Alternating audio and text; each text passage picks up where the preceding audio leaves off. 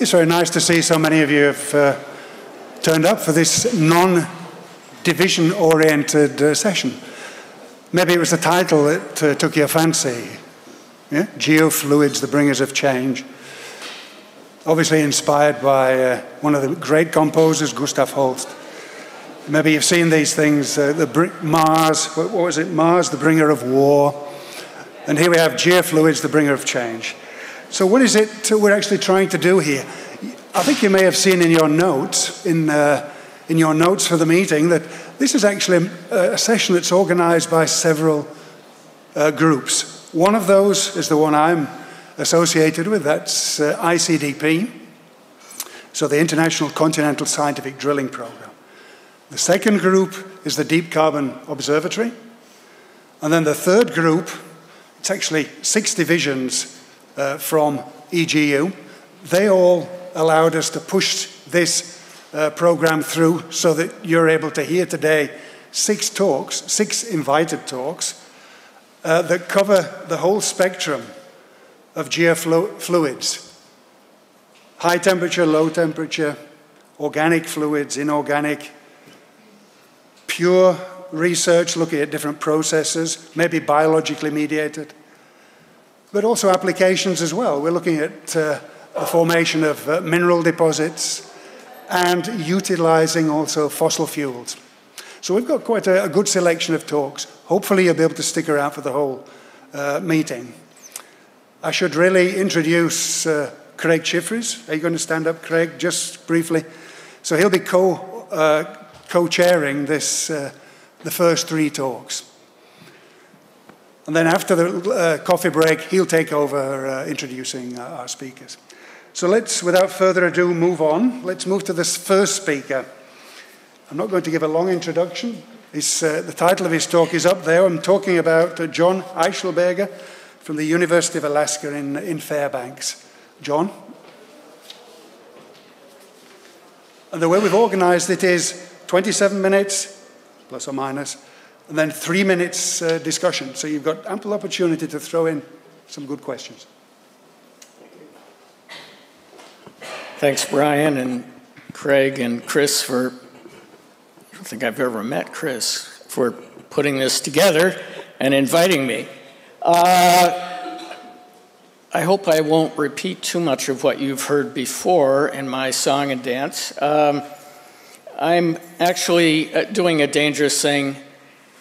I'm talking about other people's volcanoes and other people's data, and the only thing more dangerous than that is when the other people are in the room, and in fact they are. So it's a little, I wish like Peter I'd gotten a beer first. So this ends up being about Iceland, and in fact about drilling the hydrothermal magmatic boundary, the boundary between magma chambers and hydrothermal systems. But that's at the end of the story. And in a big picture kind of way, I'd really like to emphasize the importance of getting geothermal people and volcanologists together. These are 2 separate communities of practice.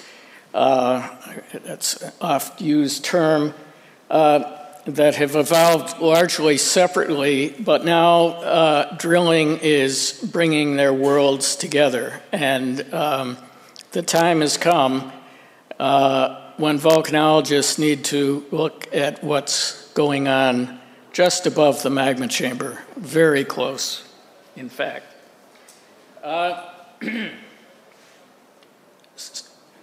So you might wonder why a magma guy is here. I looked up fluid in Webster's dictionary, and it says capable of flowing, so I guess that's okay. And in fact, if you go to high enough pressure, you know, we talk about fluid geochemistry, magma geochemistry. If you go high enough pressure, they're all the same. The miscibility gap closes, and we are there with that fellow at the moment, unfortunately, at low pressure where aqueous fluids and magmas are very different beasts. But even so, if you look at magma in terms of mole fraction. There's an awful lot of hydrogen and OH running around in there. Weight fraction doesn't give you a very good idea just how much there is. Well, okay, for those of you who have had a beer and might be going to sleep, here are the take-homes. As I mentioned, volcanology and geothermics. Now, I was always taught that you don't, in English, you don't try to turn an adjective into a noun, but I guess that's what we're stuck with. Geothermics, although is geothermic an adjective? I don't know. Anyway, it's time we get together on this. And geothermal drilling has actually reached melt. It's actually gone through the solidus in more than one place. And so we, in the volcano business, really need to take drilling data into consideration when we construct fancy mass heat transfer models of magma chambers. And Iceland, which every volcanologist loves, and every geothermal person as well. In fact, David Cameron, Prime Minister of the UK, says that Iceland volcanoes are going to power the UK in the future. So there you have it. Anyway, the heat flux is so high that it pushes distinct thermal regimes up into the crust where they're relatively easy, at least easy for clever Icelanders to get at. And I think by the end, you'll see this really needs to change some cherished concepts we have about volcano monitoring and the roots of geothermal systems. Now, Iceland, oops, there he is again. Iceland is kind of like, you know, Iceland draws volcanologists like Alaska draws anthropologists. It's said that every indigenous family in Alaska has a live-in anthropologist, and but I digress. Anyway, I want to make the point that there's a huge difference between geothermal and volcano and magma world, and that magma world is still a dream world. And Bachman and Bergantz are great guys, and lots of other people have published this in cartoons like this, and they might even be true, but nobody really knows. Whereas that lovely cross-section up there through Krafla Caldera, through the Krafla geothermal field,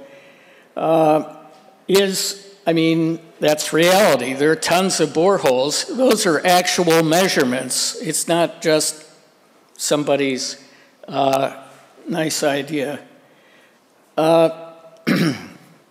And now I will admit there's a little difference in scale here.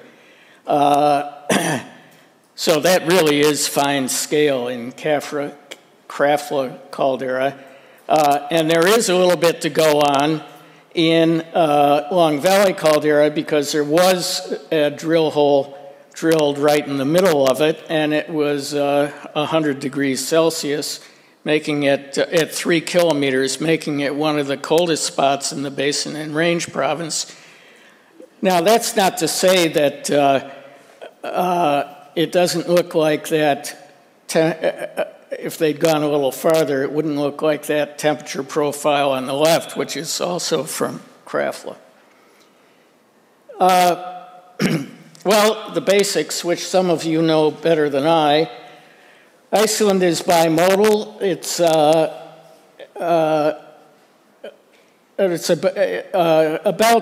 10% rhyolite, which is an awful lot for something being on mid-Atlantic ridge.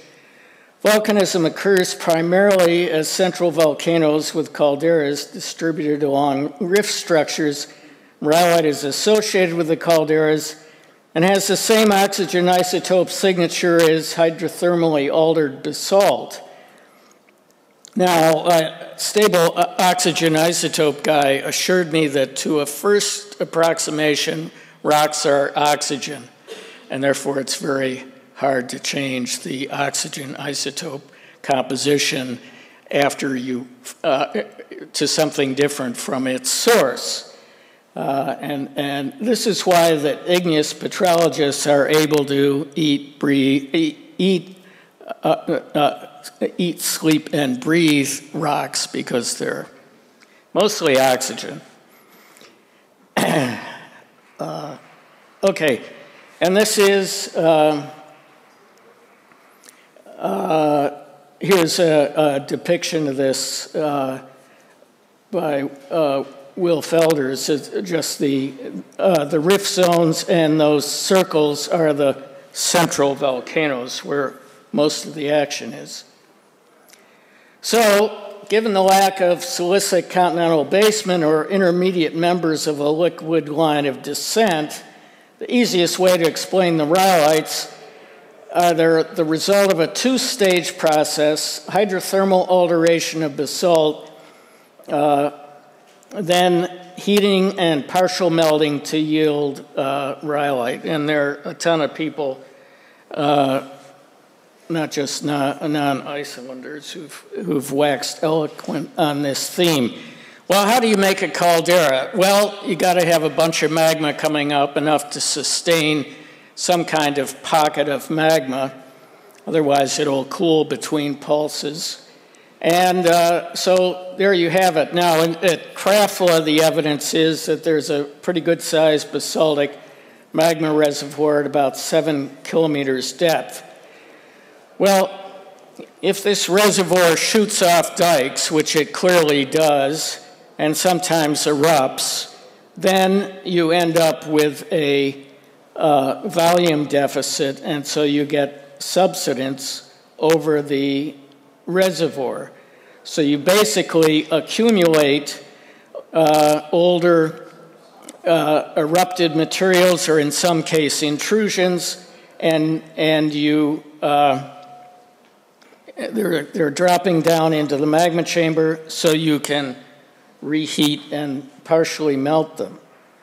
And we know this kind of subsurface withdrawal goes on because, oh God, Barbadunga. I got Eyjafjallajökull Yokel down pretty well. But anyway, that one that erupted last, it shot this lovely dike out quite a long ways, and the caldera subsided here. So it's pretty clear we're getting a transfer of mass and along the rift zone and growing the caldera. Okay, so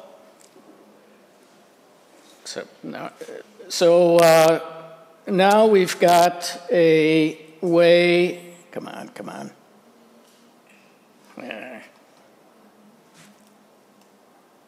Now we've got a way of doing this two-step process. We've got a structural basin here. We can hydrothermally alter the basalt, and we can reheat it and partially melt it and make rhyolite. Well, back to reality again. There it is. Krafla Caldera. And this is a bit of the Krafla fires from 1975 to 1984, big basaltic eruption and rifting event. Caldera itself thought to be about 100,000 years old, and the center of the action here with a lot of geothermal development. There's a 60 megawatt plant operated by Landsverken there. Here's a north-south cross-section, and these are the boreholes that either penetrated rhyolite melt or got very close to it. So here again we get a nice dose of reality And there's no vertical exaggeration here. That's, or horizontal. That's simply the way it is. And now I'm cheating a little bit because this is more or less east-west and the cross-section is north-south, but I want to impress you with the wonderful detail of Omar Friedrichsen's cartoon here. And there is great lithologic data from Annette Mortensen, who looked at all the cuttings very carefully. But if you just look at a gamma log here, you can see what we've got. We've got a nice rhyolite sill here. So now we're talking about black rocks and white rocks. There's more to it than that. Old Alexander McBurney once told me early in my career, I'm sick to death of hearing about black rocks and white rocks, is what he said. Anyway, but I never got over white rocks and black rocks. And there's a nice sill down there, and then there's no returns, and guess what? Right below that is rhyolite magma. In fact, it's crystal-free rhyolite magma. Some of it, there's some bubbles in there, which actually might have formed by decompression during drilling, maybe not. But there you have it. And an estimate, this is fairly dry rhyolite, so it's pretty hot stuff. It may be around 900 Celsius. Unfortunately, the real key to coupling between the magma system and the hydrothermal system has eluded us, and I say us carefully. This is the Iceland Deep Drilling Program, which is a consortium of a whole bunch of people and geothermal companies, with ICDP being involved in the coring, which in this case was not successful. So there's a big interval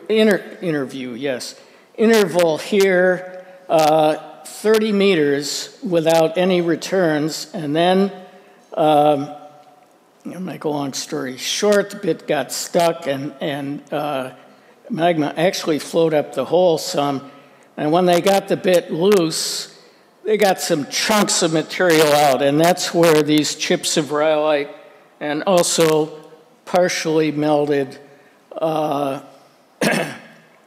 felsite, as they like to call it. It's just fine-grained granite.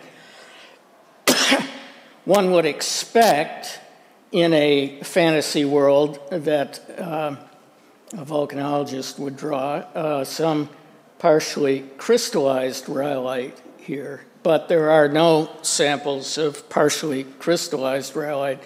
There's just the almost crystal-free liquidous rhyolite and the partially melted felsite.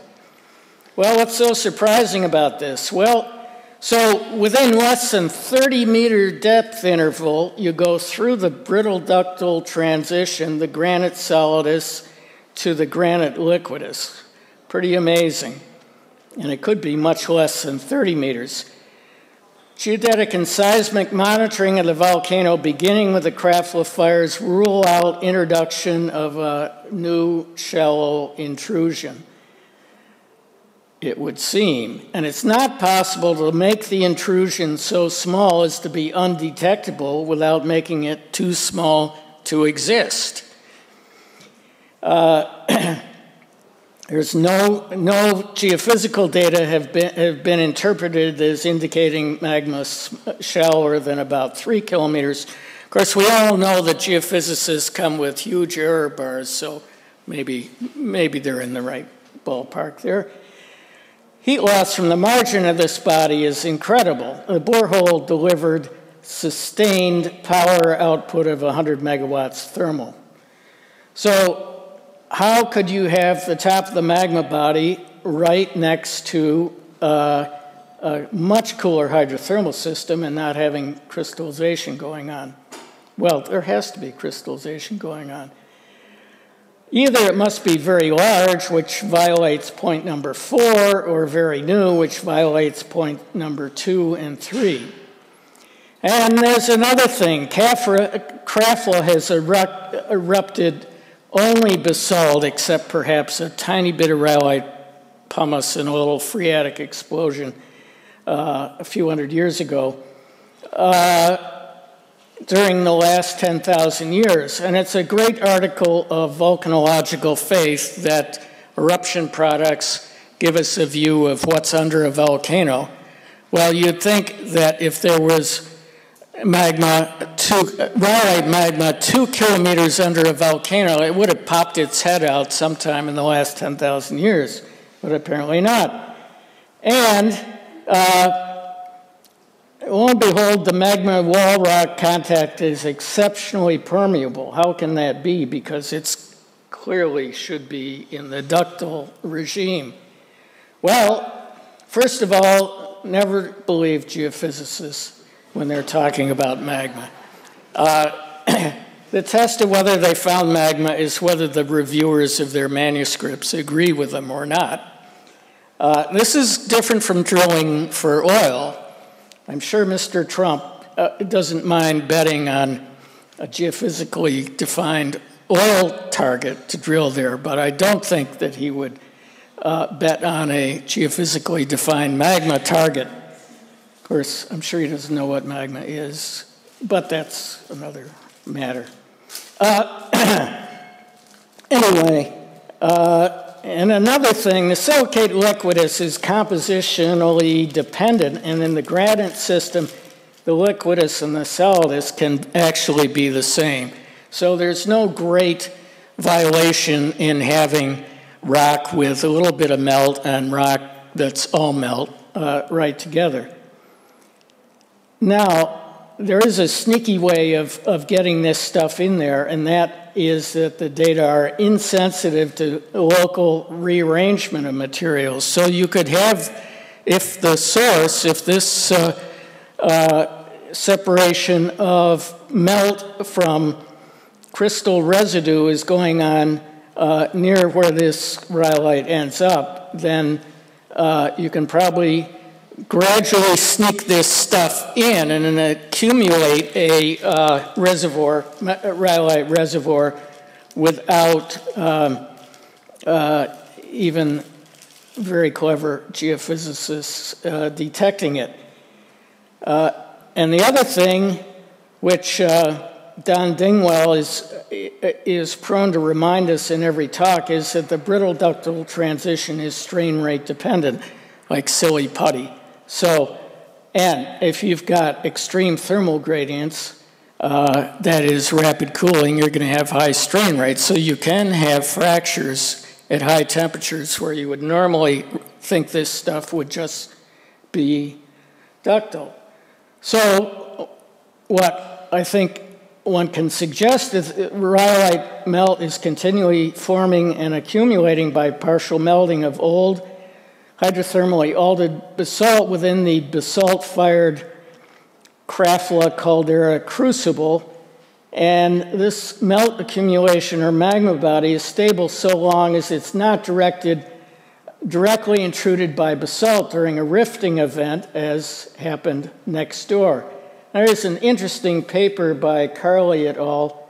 With Bindeman and Kelvin Miller and those guys showing that there are zircons in Iceland rhyolites that have been sitting in silicic melt for tens of thousands of years. So apparently this stuff can sit around there without poking its head out unless it gets a really solid kick. And right next door at Askia, very similar, generally basaltic caldera, a lot of silicic magma, very similar to what was encountered under Krafla, did get quite a kick, and there was a huge eruption of this stuff as part of a rifting event and basalt eruption. So the idea of a lot of, and again, no rhyolite had been erupted there for about 10,000 years. So it's no stretch of the imagination, however embarrassing it might be to geophysicists, that there's quite a lot of, I'm sorry, some of my best friends are geophysicists, it's okay. There might be quite a lot of rhyolite under there. So this is actually a marvelous system. And now we get to the sales and promotion part. There are very few places where there's so much monitoring going on at the surface, so many boreholes, I think something like 40 altogether, something like that.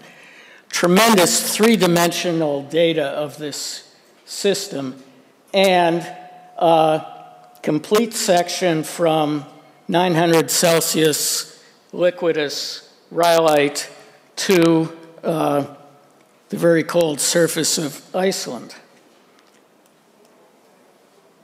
And, okay, let's look at an analog here where you can see, we can get some idea what might be going on in that missing interval.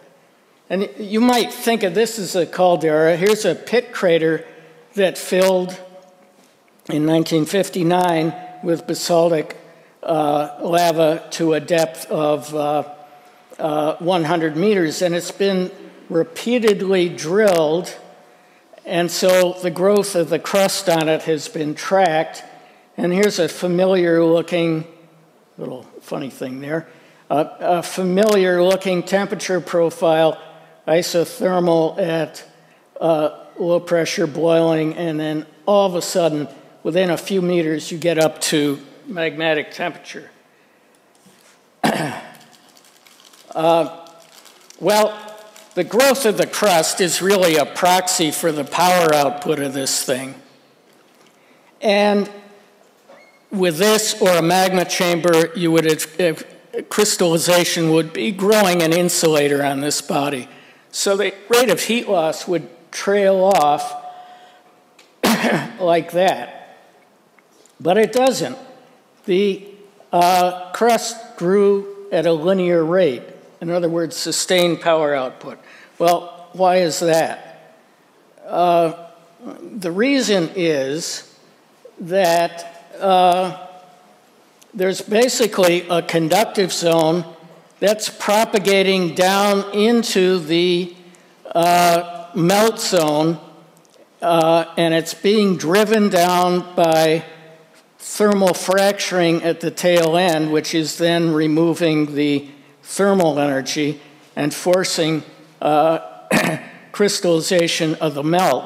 And because, even though conduction is slow, because this is over a short interval, the whole process goes relatively rapidly and at a constant rate. And we're making columns up here, basically. Interesting thing is if you do a heat balance, the amount of heat that it takes to crystallize a year's worth of magma is the amount of heat it takes to vaporize a year's worth of rainfall. Yeah. Okay. Okay. So you can imagine this kind of thing at, say, the margin of a magma body here. The fractures forming in a very high strain rate environment, extracting heat, pushing the solidus ahead of it. And another curiosity, and this is a great way to trick graduate students with just a simple binary diagram. Here's simple granite, elbite, and quartz. You could start at the liquidus, reach the solidus, and guess what? It's only 30% crystallized. Well, dear student, what's going on? Well, what's going on? So temperature comes down, crystallization, and then all the rest of the crystallization takes place almost isothermally. If you look at it in terms of effective heat capacity, well, in the pure case, it would be infinite, but we're not dealing with pure cases. So you got a tremendous amount of thermal energy getting released right at the solidus, right where you need it to transfer it through this thin conductive zone. And another little thought experiment. These things are at the same temperature, but this one, of course, has a lot more thermal energy in it. And real rocks behave like that as well. You can see that most of the crystallization of silicic melts takes place virtually right above the solidus. So, putting this all together, our basalt-fired crucible, I'm sorry, this looks like a glass, and you put more and more heat in here, but the temperature and the melt composition are pretty much buffered, the temperature buffered pretty much at the solidus, because you've got to get rid of phases to get it off that temperature, and the melt is likewise buffered at the solidus. What are the implications? Transition from hydrothermal system to magma system is exceedingly short and accessible to direct observations. Much of the thermal energy in this system, if it's correct, is really in latent heat of crystallization, just below where we've been extracting energy from the hydrothermal system.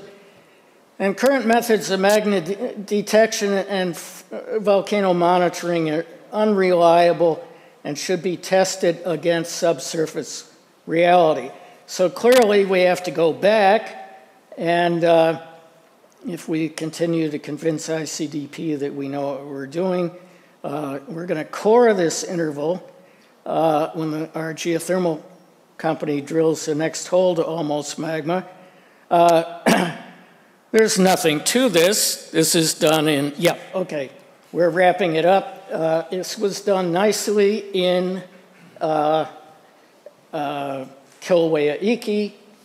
This is the key to the business. It's the holy grail of the coupling of these two fluid systems. And even beyond that, this is a real great system, an international magma test bed, if you will. So we must go there. It's our sacred quest. Thank you.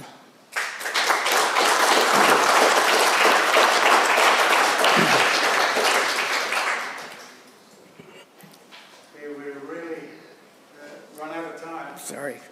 I think what we're going to have to do, save your question, don't forget your question. Come back to John later. We're going to have to move on. It's quite tight for time. Thanks very much.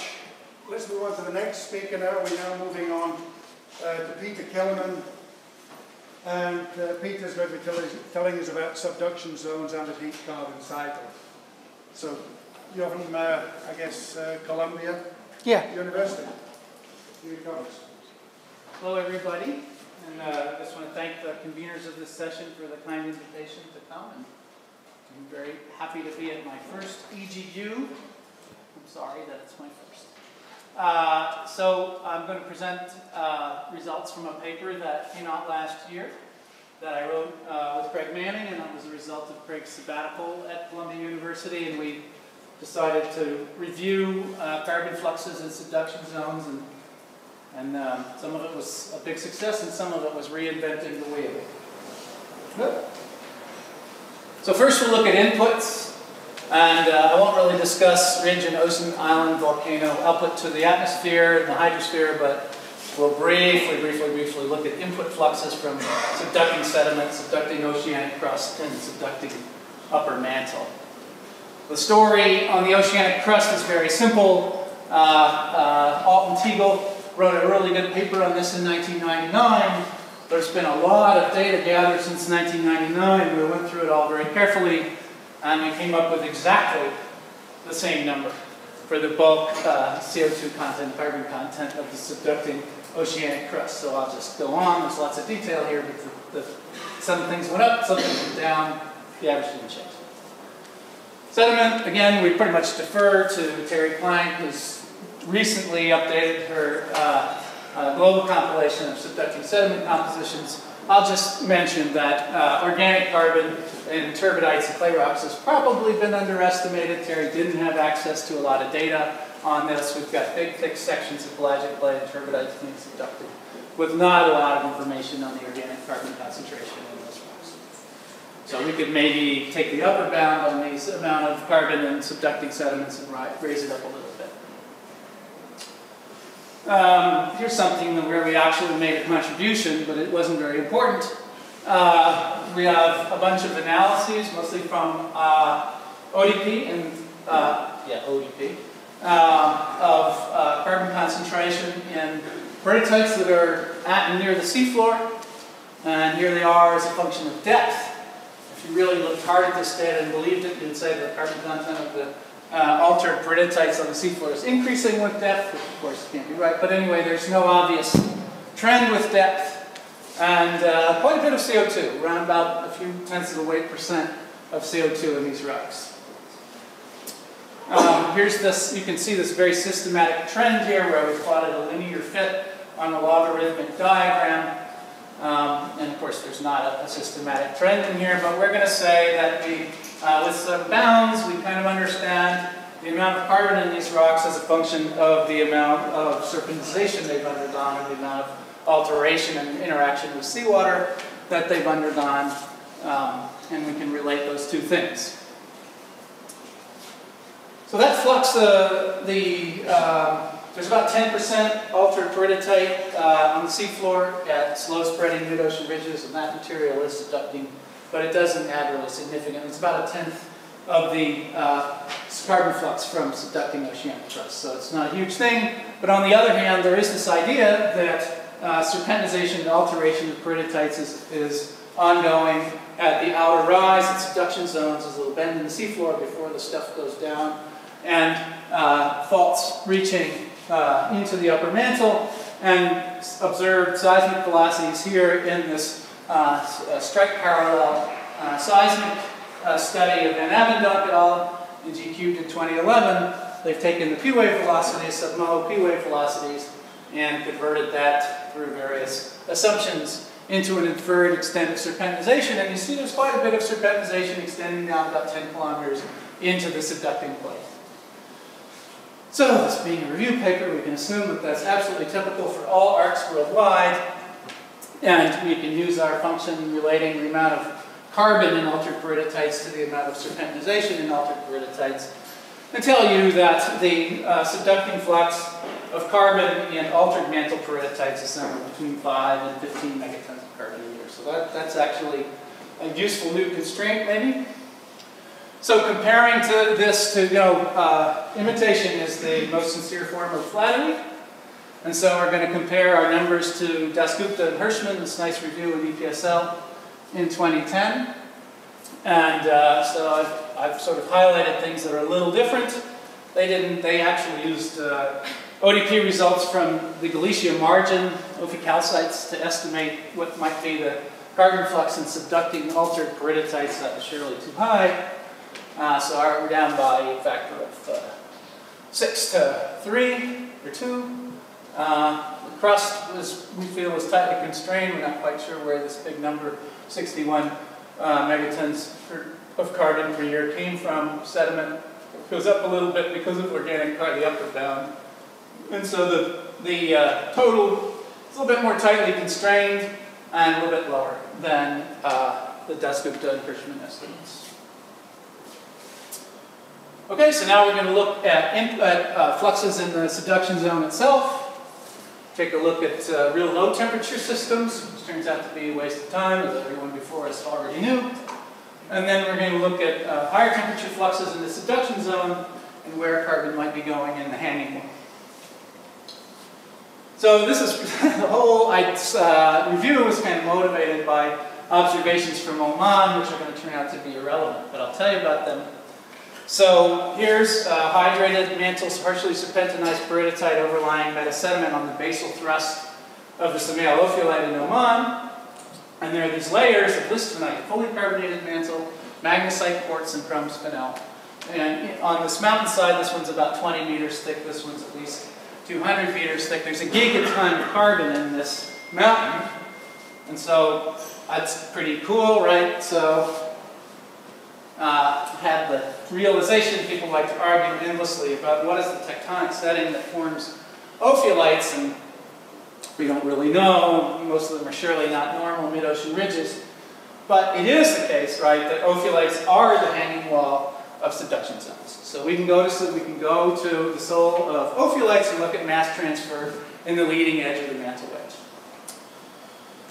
And so specifically, we're going to take this section in Oman. We're going to say, okay, here's subducting sediment and uppermost or basal peridotite sitting on top of that at the base of the mantle wedge.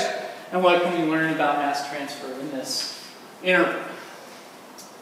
And we thought this could be really cool because petrologists before us, like Gorman et al., Jamie, Connolly, Darryl Carrick, and so on, had considered that there was no CO2 mass transfer at all predicted below about 2 gigapascals in the subduction system. So we thought, oh, we'll look at these shallow fluxes and they'll be really major. Well, they're not. We can only come up with by imagining that we have carbon in pore water, dissolved carbon in pore water, and then we'll expel that by compaction in this shallow depth interval.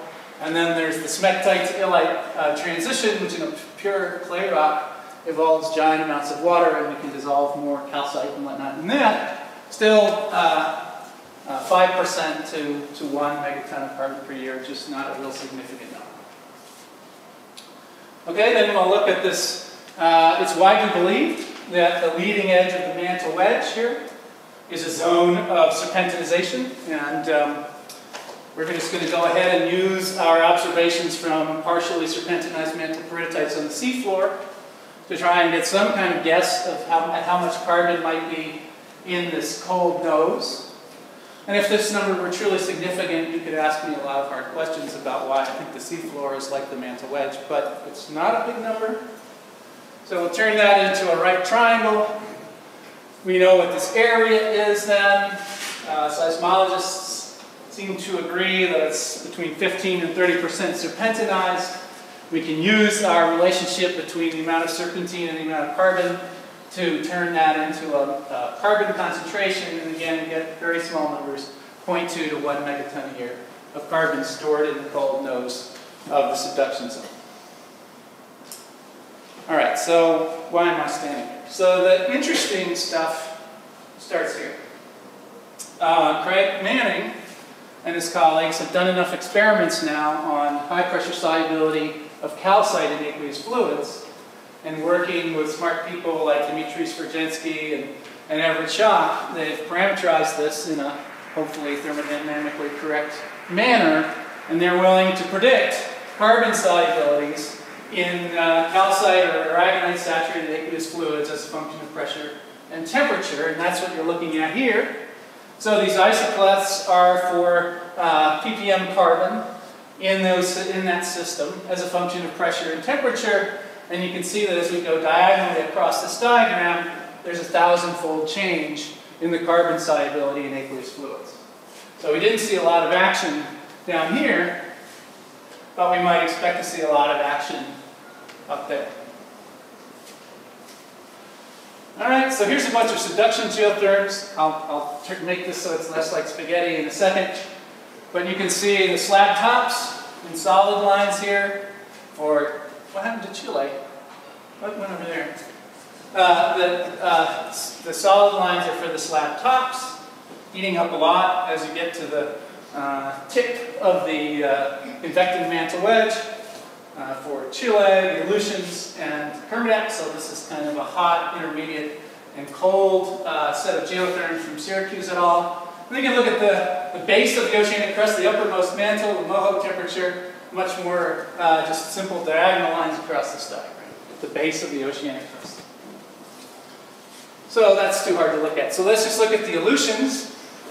Okay, top of the subducting crust, base of the subducting crust, top of the subducting mantle. And first of all, Gorman et al., I think, did a great job of looking at both open and closed system decarbonation for subducting oceanic sediments and basalts along various subduction geotherms. And they found that most of the CO2 is in metamorphic decarbonation reactions where you have some carbonate plus a silicate, maybe some water, reacting to form decarbonated mineral assemblage. All right, and they said there's two big bursts of decarbonation from mineral reactions, one just before you get to the arc, at sort of up to maybe 650 degrees C and maybe up to about 3 gigapascals, and then a second burst past the arc, frustratingly, and temperatures maybe 800 degrees and pressures of 4 to 6 GPa. And so first let's look at this one, which sort of corresponds to Lucia species. Brad Hacker and I went out and had a look at Santa Catalina while we were thinking about this. It's off the coast of California. There's a lot of rocks there that don't belong on anybody's subduction geotherm, but there are also these nice blue schists down on the beach. And they record about a gigapascal of pressure and about 300 and some degrees C. You can see evidence for carbon mass transfer. Most of these outcrops have turned into mud, and therefore they're kind of under-documented in the literature, but there's a lot of soapstone out there, talc dolomite rocks that deserve some more attention. But the decarbonation reactions themselves give you about 1 to 10 megatons of carbon per year in this blue schist range. And solubility in blue schist species fluids is still pretty small, not an important part of the story. But when you go to eclogite facies, the story changes a bit. The decarbonation reactions give about 4 times as much carbon, 3 to 27 megatons of carbon per year. And I'll get to the eclogite facies fluid solubilities in a minute. So total from reactions from Gorman et al., and we don't think we can do any better than this, was 4 to 37 megatons of carbon per year from metamorphic decarbonation, breakdown of carbonate minerals at their thermodynamic stability limit. Okay, so what about the solubility? So I didn't really know this, but so here in Chile and the Aleutians and Kermadec even more so, the serpentine aragonite dehydration reaction crosses the base of the crust geotherms quite deep, 4 to 6 GPa, even higher for a really cold subduction zone. All right, and because they do that, we're in this region where the isotopes of carbon solubility are really pretty large and pretty close together. And so you can imagine that dehydration of serpentinites in the subducting Aleutian uppermost mantle gives rise to lots of fluid that then rises across this gradient in solubility and is able to dissolve really quite a lot of carbonate, in addition to whatever metamorphic dehydration or decarbonation reactions might be going on in the crust section or in the sediments. And there's evidence for this. It's a nice paper by J. Agu, and I don't know what Nicolescu's first name is, in Nature in 2014, showing various kinds of infiltration paths of perhaps mantle-derived fluids through crustal section. And I recently took a little trip with some very kind Japanese people to the Higashi Akaishi peridotite body, eclogite facies, maybe even ultra-high pressure peridotite body sitting on top of metasediments in the Sambagawa belt on Shikoku Island in southwest Japan. And there's marbles in the subducting metasediment section, so there's plenty of carbon around. And then in the hanging wall, we see this, it's an amazing outcrop really, but this is a chromite band in dunite in the hanging wall peridotite that's cross-cut by an olivine magnesite vein. So you see pretty substantial localization of carbon from the foot wall into the hanging wall. Okay, so this involves fluid with perhaps 4,000 ppm carbon in it passing into a region where it could contain several weight percent carbon in a carbonate-saturated fluid. And if that fluid, by some magic, moves diffusely through the subducting oceanic crust and sedimentary section, it could dissolve, never mind the decarbonation reactions of the minerals, it could dissolve enough to account for about 21 megatons of carbon output from the subducting plate into the hanging wall per year. So that's a big number in this context. The other thing to think about is that metasediments that somehow escape this process or leap out of the way, we would predict have a low density with respect to the hanging wall peridotite and should eventually rise into the overlying mantle. So I don't want to go into this too much, but this is based on fairly simple, not so simple, but calculations for Rayleigh-Taylor density instabilities in a non-Newtonian fluid system.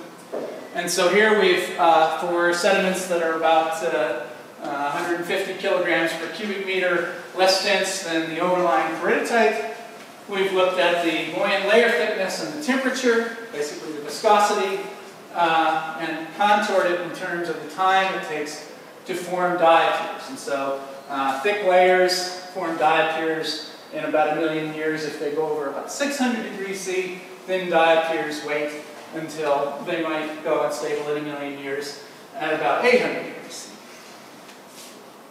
And we've taken 16 subduction zones and looked at the diapir initiation temperature versus the sediment thickness in all those different places. And what we find is that for 12 out of those 16 places, the subarc slab depth is about 100 kilometers or so, pretty much beneath the volcanic front at the depth where we would predict the diapirs would initiate, so that's cool. And actually 3 of the ones that for which we mispredict pretty seriously have very, very steep subduction zones where being off a lot in depth doesn't correspond to being off very much in arc trench distance. So those actually fit the arc trench distance reasonably well also. Okay, so what happens to those? We sort of said, oh, we're not going to speculate about this, and the viewer said, you have to speculate about this, so sorry, but we did. So here they go. They're rising into the mantle wedge. They're going to cross the carbonated leucilite solidus. That material is going to go up as it begins to cool into the conductive geotherm in the overlying plate. It's going to crystallize again, either giving rise to aqueous fluids or aqueous or water-rich melts.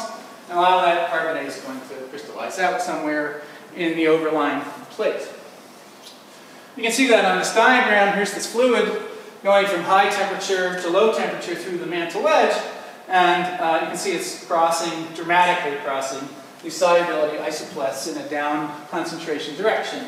So one would infer that these kind of fluids would be losing carbon all along their path.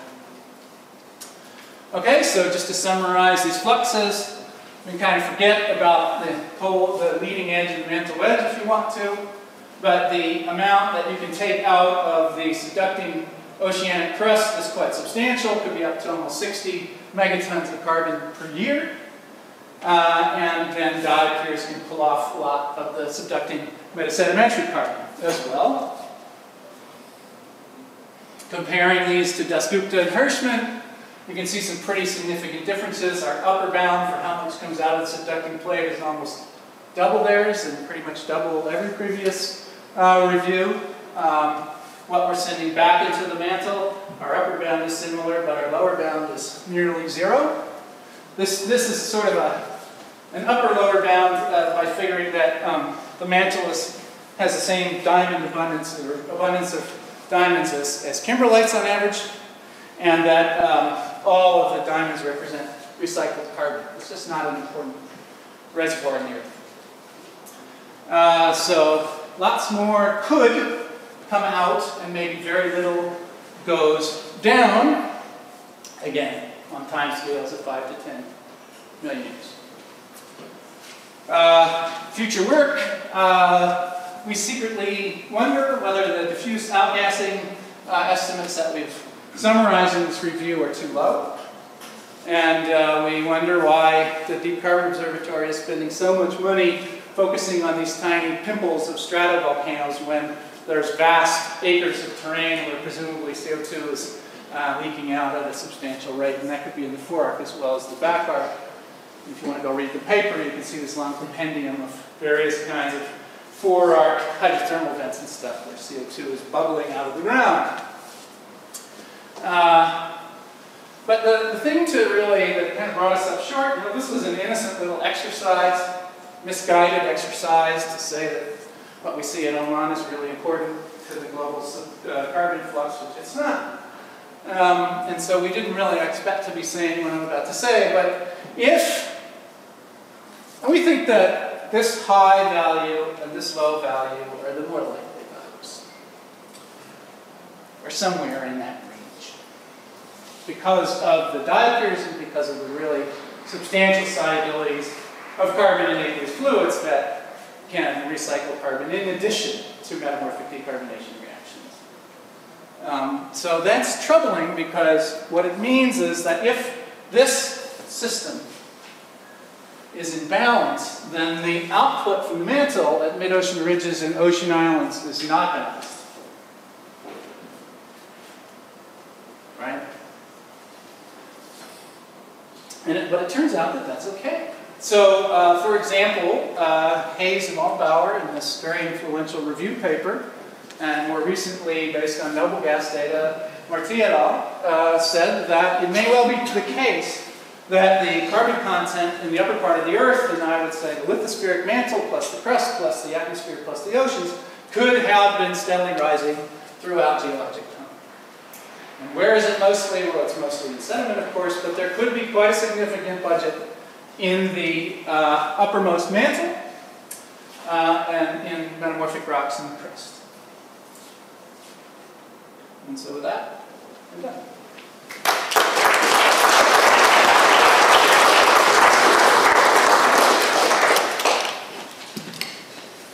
Okay, thank you, Peter. It's time for a few questions. Yeah? Peter, has anybody seen or imaged these diagrams? Well, if you could go down to 4 GPA, you'll see them. What else? Well, I wonder if it's here. No, I don't have the slide. There are some really interesting xenoliths, known collectively as groscodites, that have heavy oxygen isotopes, that have, in the best cases, kyanite, colloidite, octosite, sanidine, and one other phase that I'm forgetting. And they record mantle wedge conditions, sort of 1200 degrees and 4 GPA. So they certainly have all the characteristics you would expect for a metasediment that's made its way into the mantle wedge. But we're talking about the mechanism by which it's made its way. Yeah. Join me at 4 GPA and we'll have a look. But it's the physics of Rayleigh-Taylor instabilities is not that complicated or poorly understood. And so maybe the burden of proof is on you if you don't think that happens to show why you don't believe that physics.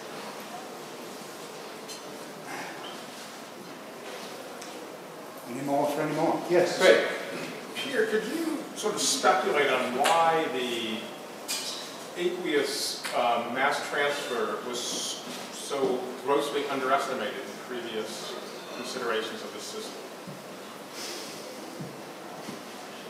Because we, as a community, we metamorphic petrologists, who I sometimes identify with, we're so focused on treating all our experimental data as though the fluid was pure H2O CO2 mixtures and fitting all our solution models on that basis, that we really didn't want to think about the solubility of other components in the fluid. And so and there is a pretty big assumption in saying that's really important, and as I mentioned, let me mention it again, in order to get scavenge lots of carbon, you have to imagine that these fluids are flowing diffusely and are able to see all the calcite and the altered basalts and all that stuff sitting in the subduction flow. Otherwise, if they go up cracks, well, they're going to be undersaturated. Yeah? In your model for explaining the carbon mass balance and the return of carbon, and it all works out nicely in the end, your model starts off with 0 carbon at the surface. Is that realistic? Sorry? Go to the sharp node. You've lost me. Yes, I'm sorry. Can I? Your carbon is growing. Oh, I see. Hayes and Waldbauer. That's not my Well, it's a little bit. You just can't see it. Right. But you can ask John. I don't know. We were just relieved to finally have some friends. You know that note, when we still have friends. Round of applause, please. Okay, let's move on to the last talk. It's moving into an area where I'm personally more comfortable. It's a little shallower, hopefully. And we're going to hear from Sarah recent. Sarah's moved from Canada to Germany quite recently, but she still looks to be a happy individual. Here she comes.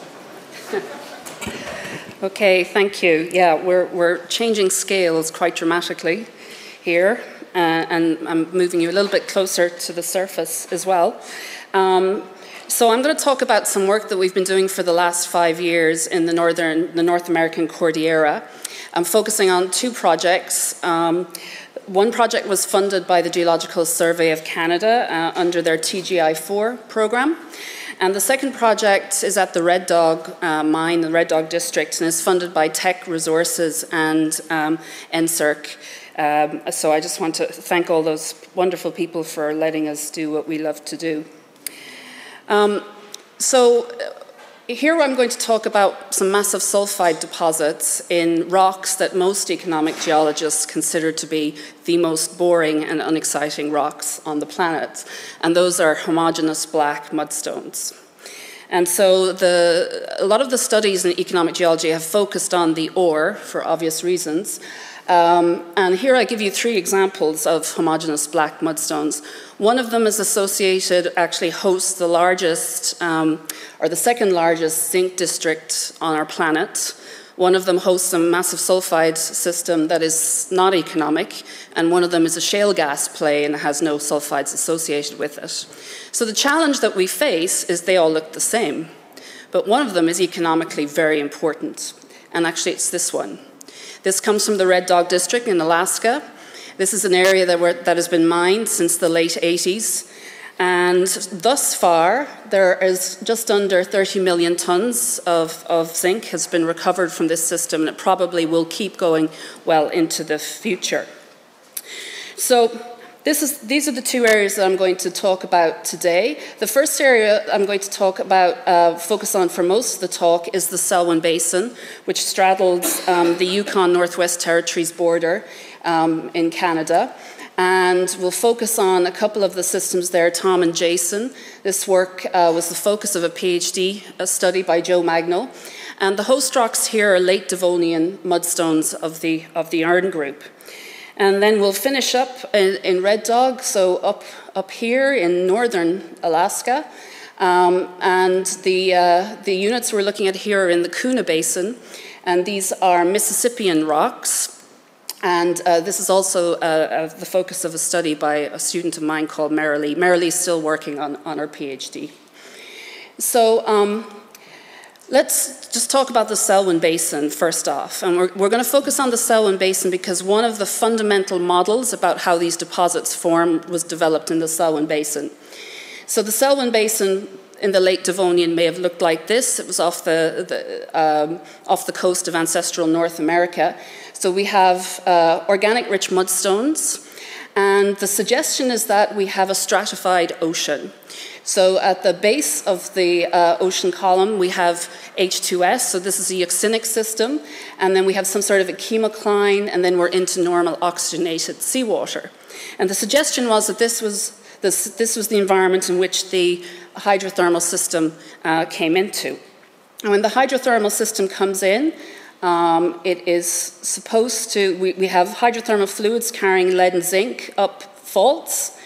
As they travel, they alter the host rocks. And when they hit the surface of the seafloor, they exhale. And so these deposits were known as sedimentary exhalative deposits, or SEDEX deposits.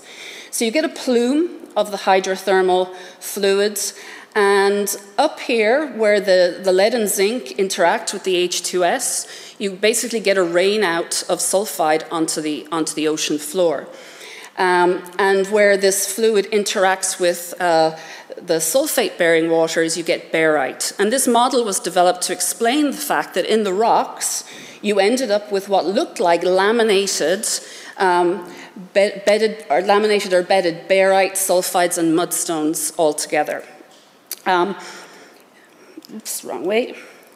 And these are what the rocks actually look like. So you can see that there's sort of pseudo-laminated pyrite associated with barite. Here's some sphalerite. Down here we have a very nice rock that has barite with stratiform pyrite in it. And so this was the model that was developed to explain it.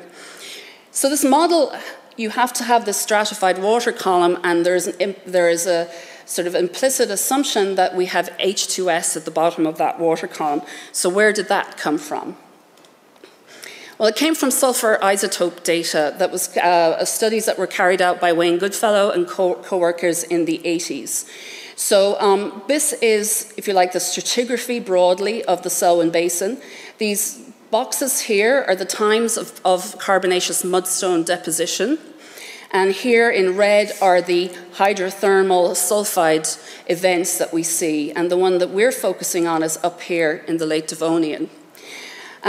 Also drawn on here is the Claypool et al. Curve for the sulfur isotopes through time. So the basis of this argument is that the minerals precipitate in the water column, and therefore the sulfur isotopes of those minerals, are telling us about the ocean water chemistry. This was basically then based on the fact that when Goodfellow and co-workers measured the sulfur isotopes in barite, they found a curve like this, and they found that it was offset from the global ocean curve to the right to quite heavy values, up to sort of plus 40. So from this, they argued that therefore the Selwyn Basin system could not have been connected to the open oceans, and we were in a sort of a low sulfate system. The barites have compositions or have isotopic values much higher than normal seawater sulfate. They also measured some separates of pyrite, and they developed this curve. So they sort of pointed out that the curve kicks to the right whenever there's a time of black mudstone or shale deposition. And they argued again that these values for some of these pyrites were significantly greater than seawater sulfate at the time. And again, therefore, we were in a low sulfate system, and therefore we were in a system where the water column has to be stratified in a restricted basin, and there's free H2S at the bottom of the water column.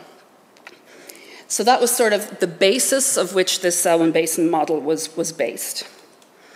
So we decided to revisit the Selwyn Basin, which is a really great place to spend time in the summer. And we went back and we relogged some of the holes there, and we took a really close look at the petrography of these rocks. So here are a couple of the logs. We managed to log one hole that is barren, has absolutely no mineralization in it here. And then a second hole, which is from the Tom deposit. And this has mineralization, and it also has the vent underneath the hydrothermal system preserved.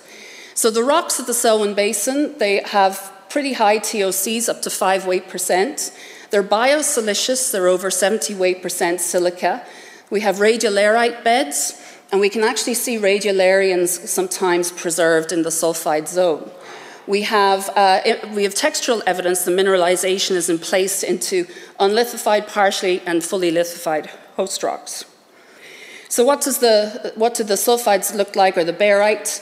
What we actually see is there's 3 kinds of barites in this rock. There's very finely disseminated barite, barite 1.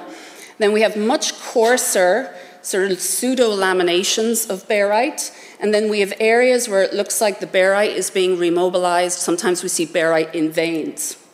In terms of pyrite, in the barren hole, we see framboids, which is typical.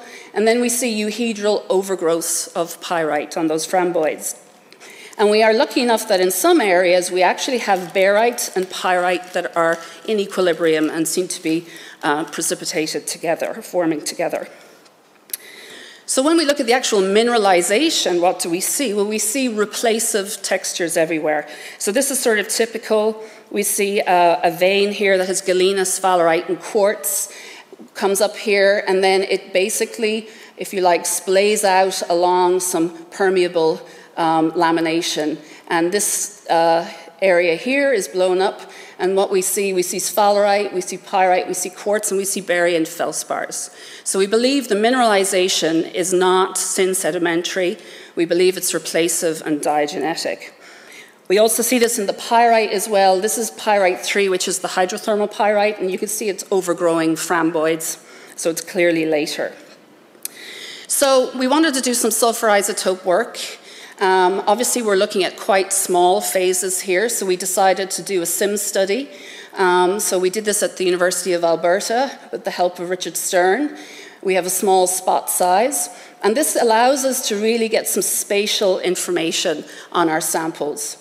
So what did we find? Well, the 3 types of barite that we see all have values at or close to seawater values at this time.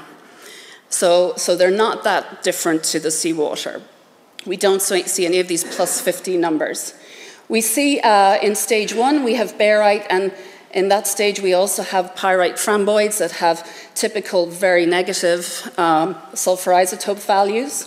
In stage 2 we see the pyrites have slightly, they're high values, but they're slightly lower than late Devonian seawater. And then when we get into the hydrothermal pyrite, we see that that has values similar to those diagenetic pyrites. So the key observations we need to explain. Our barite records normal seawater isotope compositions. The H2S for the hydrothermal pyrite has an isotopic composition similar to diagenetic pyrite, and there's textural evidence of barite formation, dissolution, and remobilization. And any of you that have ever worked in a lab and tried to dissolve barite know that it's actually a non-trivial issue. It's a tough thing to dissolve. So how do we, or what sort of geological environment can we do that? So we can do that. There are some places in continental margins where we can actually see evidence of barite dissolution and remobilization. So this is just a sort of summary, some of the redox zones that we see as we go down through sediments. So here we have our sulfate curve, and at depth the sulfate disappears. And down here we have methane and methane oxidation. And the contact between those 2 zones is known as the sulfate-methane transition zone. And this is also an area where you get the generation of H2S. And it's also at this area, in some of these settings, that you see where barium is actually mobile. So in the areas where you get the sulfate-depleted areas, where you get methanogenesis happening, barium can actually become mobile and diffuse into the pore waters, and it will diffuse upwards until it meets pore waters that have sulfate. And then you will precipitate out new and orthogenic barite. So this process here where we have sulfate reduction is known as AOMSR, and here we have an area therefore where we can make new barite, we can remobilize barite, and we're also generating H2S, which can be used for our sulfide mineralization. So this is what we think is happening at the TOM system before the hydrothermal system actually comes to town. We have biological material that is being sedimented here. We have barite that's being released from that. It's moving upwards in the sediment. In the pore waters, it's meeting sulfate, which is diffusing down in the sediment, and then you're forming these barite layers in the sediment. And over time, that zone moves up and down. So this gives us a way of basically having interbedded pyrite and barite, and we believe that this is basically the situation that we have, and this all happens right before the ore comes in at the TOM system. So the session is about deep geofluids, bringers of change. So what change does the hydrothermal system bring when it arrives? So the hydrothermal system looks a little bit like this. As I say, we think this is the environment into which it's being placed. Joe's done a lot of work on fluid inclusions, stable isotopes, laser ablation analyses. So we have some idea of what the system looks like in the vent that feeds the massive sulfide beds. So what does it look like? Well, the first change we see in the host rock, we see pervasive anchorite alteration of the host rock and dissolution of the host rock. This is followed by veins of anchorite being formed. And that sort of happens here in this vent or feeder zone underneath the massive sulfide. The next thing that we see, the second phase, we start to see maybe some input of the host rock into the hydrothermal system. So here, this is pyrobitumen. So this is organic matter, and you can see that it's being cross-cut by galena here. So it looks like there's actually some organic matter being moved into the hydrothermal system at this point. So the fluids, I'll just give you a summary, it's a whole different talk by itself. The fluids at the base of this vent are 300 degrees C. They're not that saline, they're 6% salt. Joe's modeled it, they have low pHs, quite acidic. They are stuffed full of CO2 and methane. They have low amounts of H2S, and clearly they have lead and zinc in them. Joe did some laser ablation ICP-MS work on the carbonates, and this is the rare earth element signature that we see in the hydrothermal fluid, or at least in the anchorites that look like the hydrothermal fluid precipitated them. At the top of the vent, we actually get quite a different fluid inclusion story. We're down to 100 degrees at the top of the vent. And we see a signature of a diagenetic fluid in terms of the rare earth elements. So this fluid, we believe, is effectively reflecting the pore waters in the system that are being entrained into the hydrothermal system again as it develops. And here we think this is where the metals meet our big budget H2S, and that H2S is probably being derived from multiple sources: bacterial sulfate reduction, AOM sulfate reduction, and then maybe even remobilization of barite, though that's a hard one to prove. Okay, so that's what's happening in the Red Dog system.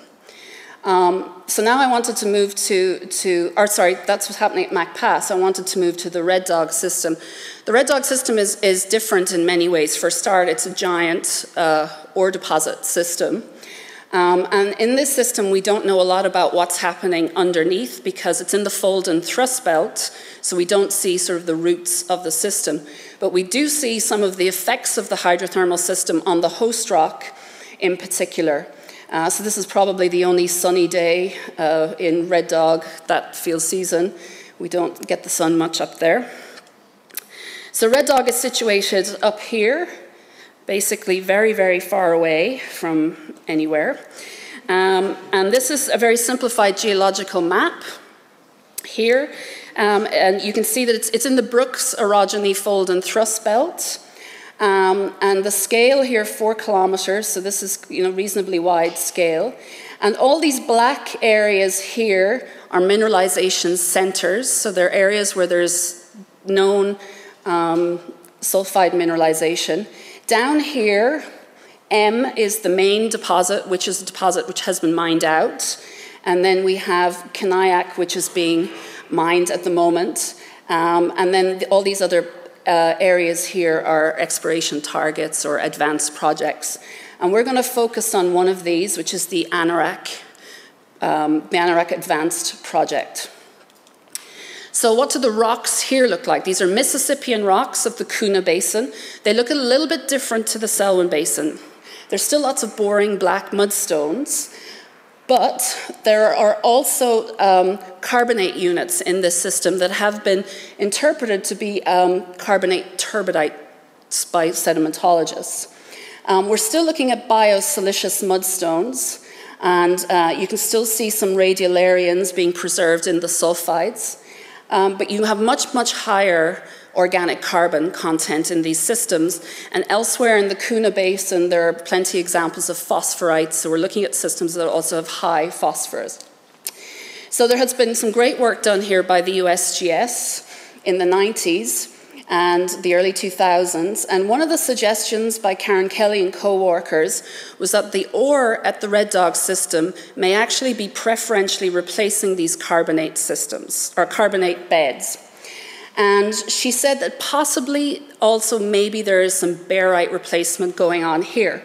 There is significant thickness of barite at Anorak, but the barite is actually up here, and the sulfides are down here. Now, this whole area has been structurally deformed, and so we can be looking at things that are in different thrust stacks as well. But up until our study, there's been no evidence of barite directly down here in the mineralization until we found this thin section. So this thin section has laminated mudstone here, and all this white stuff here, down here, and in this bed here, this is barite, and this is actually sphalerite here. And so if we zoom in a bit and we sort of look at what this barite looks like, the barite commonly can occur as laths. It can occur as laminations. And in some places it actually occurs as nodules as well. But in this sample it looks like laths. And if we hone in here to where the sphalerite is, you can see that basically there's been pervasive alteration and you would never know that there was barite there before. What we do see every now and then in other samples is we actually see lath-shaped sphalerites. And so we think that these are pseudomorphs of barite. So we have evidence here as well that the barite predates the sulfide mineralization and may be a fundamental part of the story. So again, we did some SIMS isotope work. I'm not going to take you through the details here, except to say that Merrily identified 5 or 6 generations of pyrite, and we analyzed them. But just to make the point, this is Joe's data from the pre-ore system at Mac Pass with the barite, framboids, and then diagenetic pyrites. And it looks remarkably similar to Merrily's system in the Mississippian Red Dog. Here's the barite, which looks a little bit like Mississippian seawater. Framboids, again, open system bacterial sulfate reduction here. And then we have diagenetic barites that's slightly lower than Mississippian seawater that, again, we believe are associated with the sulfate-methane transition zone. One of the big differences here, though, is the composition of the sulfur isotopes associated with the ore. So if you remember, the Red Dog, or the Mac Pass ore sulfur isotopes looks like the diagenetic sulfur isotopes. Here at Red Dog, we basically see sulfur isotope values going down to -30 per mil, which again suggests that there is a large amount of bacterial sulfate, reduced sulfate in open system conditions available for ore at Red Dog. So we would speculate that at Red Dog there probably is more open system sulfate reduction going on, and definitely a clear role for biogenic activity. We see something else at Red Dog that we don't see in Mac Pass, and that's we've seen ichnofossils. So these are trace fossils in the ore horizon. We actually see some quite big ones. This is one called Schab cylindricnus here. And if you zoom in here, you see these little guys that certainly I would never have recognized in the rock. They're actually sort of bifurcating here. These are chondrites. And what we see is that inside these trace fossils, we find barite and we find quartz in them, suggesting that some of this cementation, again, happened quite early. And there's some implications for the oxygenation state of the host rock, but I don't have any time to talk about that today. But what happens when the mineralization comes in? Well, I think this probably should get the award for the prettiest rock of this session, if such award exists, Brian. But this is sphalerite here, and this is pyrite over here. And what's interesting is you can see some of these trace fossils, the burrow linings are being replaced by sphalerite here. And these are some of these chondrites, and you can see the sphalerite basically is precipitating or forming on the edge here. So we think that the bioturbation maybe really increased the permeability at Red Dog in some of these areas that have high ore percentages. So what other controls do we think there are on the permeability? The permeability is important, although the flux of metals is obviously important and the source of the sulfur is obviously important, but to build a tonnage, you have to basically have that permeability so those two things can interact. So it's been suggested, as I said, it's been suggested before that maybe some of these large 100-meter high-grade ore zones are actually replace carbonate beds. The trouble is the ore is actually so prevalent in much of this system that we can't see a lot of what the unmineralized rock looks like, because mining companies do not like to drill research holes, as I heard somebody from Shell call one of his barren holes yesterday. But we do sometimes see sulfide replace fossils in place or in the ore, which may indicate, perhaps, we don't know if they were in situ or not, but there's something there. And then we also have these unusual cavities. So this is actually a cavity in the high-grade ore, and I don't know if you can see this, but there is a generation of sphalerite that's precipitating all the way along the edges of this cavity. So again, the ore geologists are suggesting that perhaps this is something that you see in carbonate-hosted deposits, and maybe similar processes are happening here. The other interesting control on permeability that we're just starting to try and understand is silica in this system. So as I said, these are biosiliceous rocks. We think there were a lot of radiolarians in the system. And one of the questions is, what happens when you put a hydrothermal heat source or system into a biosiliceous rock? So we see a lot of microcrystalline silica, and you can see there's some circular sort of objects here. We're not quite sure what they are, whether they were once radiolarians, or whether they're burrow linings. And then you can see coarsening of some of the silica phases. And we know that the transition from open A to open CT in sediments results in volume change. And so again, this could be producing porosity in the rock. And I don't know how well this comes out, but this is actually a transmitted light photo of what looks like quartz, and it's got sphalerite in the matrix here. And I don't know if you can see this, but there's a hint that a lot of these things in reflected light, maybe I'll use this one, they're round, they have rounded forms, and they're actually, all this black stuff in here is actually organic matter. So, to finish off, the anorak Tom-Jason deposits form in the sediment by replacement. We believe the sulfur isotopes, and more importantly, the textures of the rock, can be explained by diagenetic processes that occur at, above, and below the sulfate-methane transition zone, and the availability of sulfur is one of the controls on deposit size. The diagenetic pore fluids and organic matter are entrained into the hydrothermal system, and the porosity and the permeability of the host rocks, and therefore the tonnages of the deposits, can be controlled by complex interactions in time and space. And the hydrothermal system does change the host rock, but actually is also changed by the host rock. And just to finish off, future directions, those of you that work in diagenesis will have seen figures like this.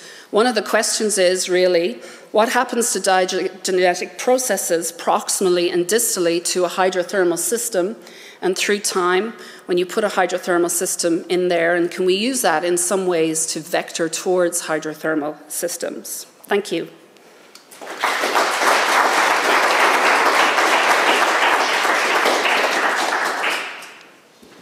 Okay, so my talk is a sort of animated and partly evidenced set of thought experiments that actually extends on from some of the things that Chris was talking about.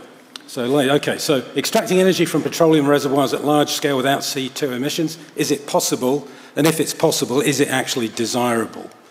So this is a combination of work in my group. Mark Strauss is a microbiologist, Steve Bryant, who's a petroleum engineer. I'm going to show some data from Xiaohua Huang and some of these other guys down here. And we're at the University of Calgary. So in the 21st century energy system transition, human activities are already pushing many of the boundaries on Earth. And the one I'm going to focus on today is climate and CO2 emissions. And this is an equation from Bill Gates, actually, or it's his version of it. So our CO2 emissions relate to number of people, services per person, energy per service, and CO2 per unit of energy.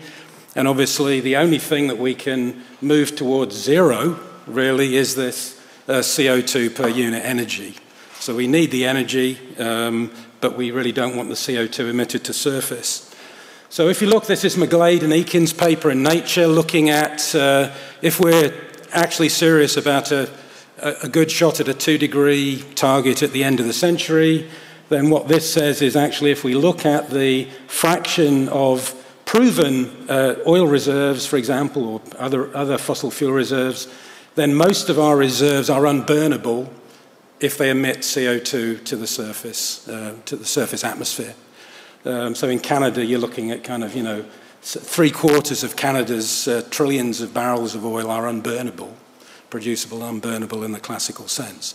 So this, of course, is a big concern both for industry, but also for many of contemporary economies that rely on these energy resources, both for the energy, but also as a large part of their economy. So I think most people are familiar with this energy trilemma, which is this balance of environmental, economic, and energy security goals.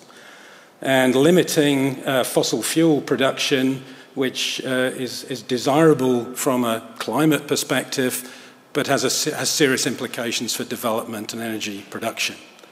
So we're going to kind of look through that and look at what is possible, what's desirable in terms of alternate ways of using fossil fuels. So what are the solutions? Well, we've got solutions in terms of increasing efficiency of energy recovery and use, develop renewable and nuclear energy systems, store CO2 or other carbon form away from the atmosphere and ocean, so that would be carbon capture and storage in a kind of very general sense. A lot of talk about converting CO2 to recyclable and usable materials, high-value products, but the only product that currently has a market that makes any dent in the emissions is fuel. The only thing that you can turn CO2 back into is fuel.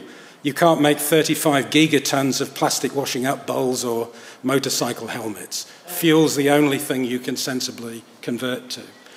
You could enable accelerated transition away from conventional usage fossil fuels to fossil fuel-driven alternate energy vectors. And that's essentially what I'm going to talk about. And then we've got this whole battery of negative emissions technologies I'm not going to talk about. So within possibilities of fossil fuel cleanup, you can do it at two places. One is reduced emission to atmosphere recovery technologies that basically clean up upstream extraction of processing of oil, gas, and coal. And that's about a 15% of total emissions kind of slice of the pie. And then you've got to deal with the 85% or around that downstream emissions. So I'm going to focus on zero emission to atmosphere recovery energy possibilities, some of them from fossil fuels. These are technologies that will provide energy from fossil fuels in a way that produce no net emissions of CO2 from the atmosphere, even from end users. And these are much more complicated to implement as they involve fundamental changes to the energy system and significant changes to workflows in the fossil fuel industry. So is it possible to transform the fossil fuel industry into an energy industry and basically park the carbon? Obviously, major political, economic, cultural issues to do that, but I'm just going to go through the thought experiment. Is it possible? So a desirable process then would have zero emission process requirements. It emits no CO2. It would be thermodynamically feasible, obviously. It have to be kinetically feasible. We've got to be able to produce energy at a rate. We've got to produce energy at a rate comparable to energy production today.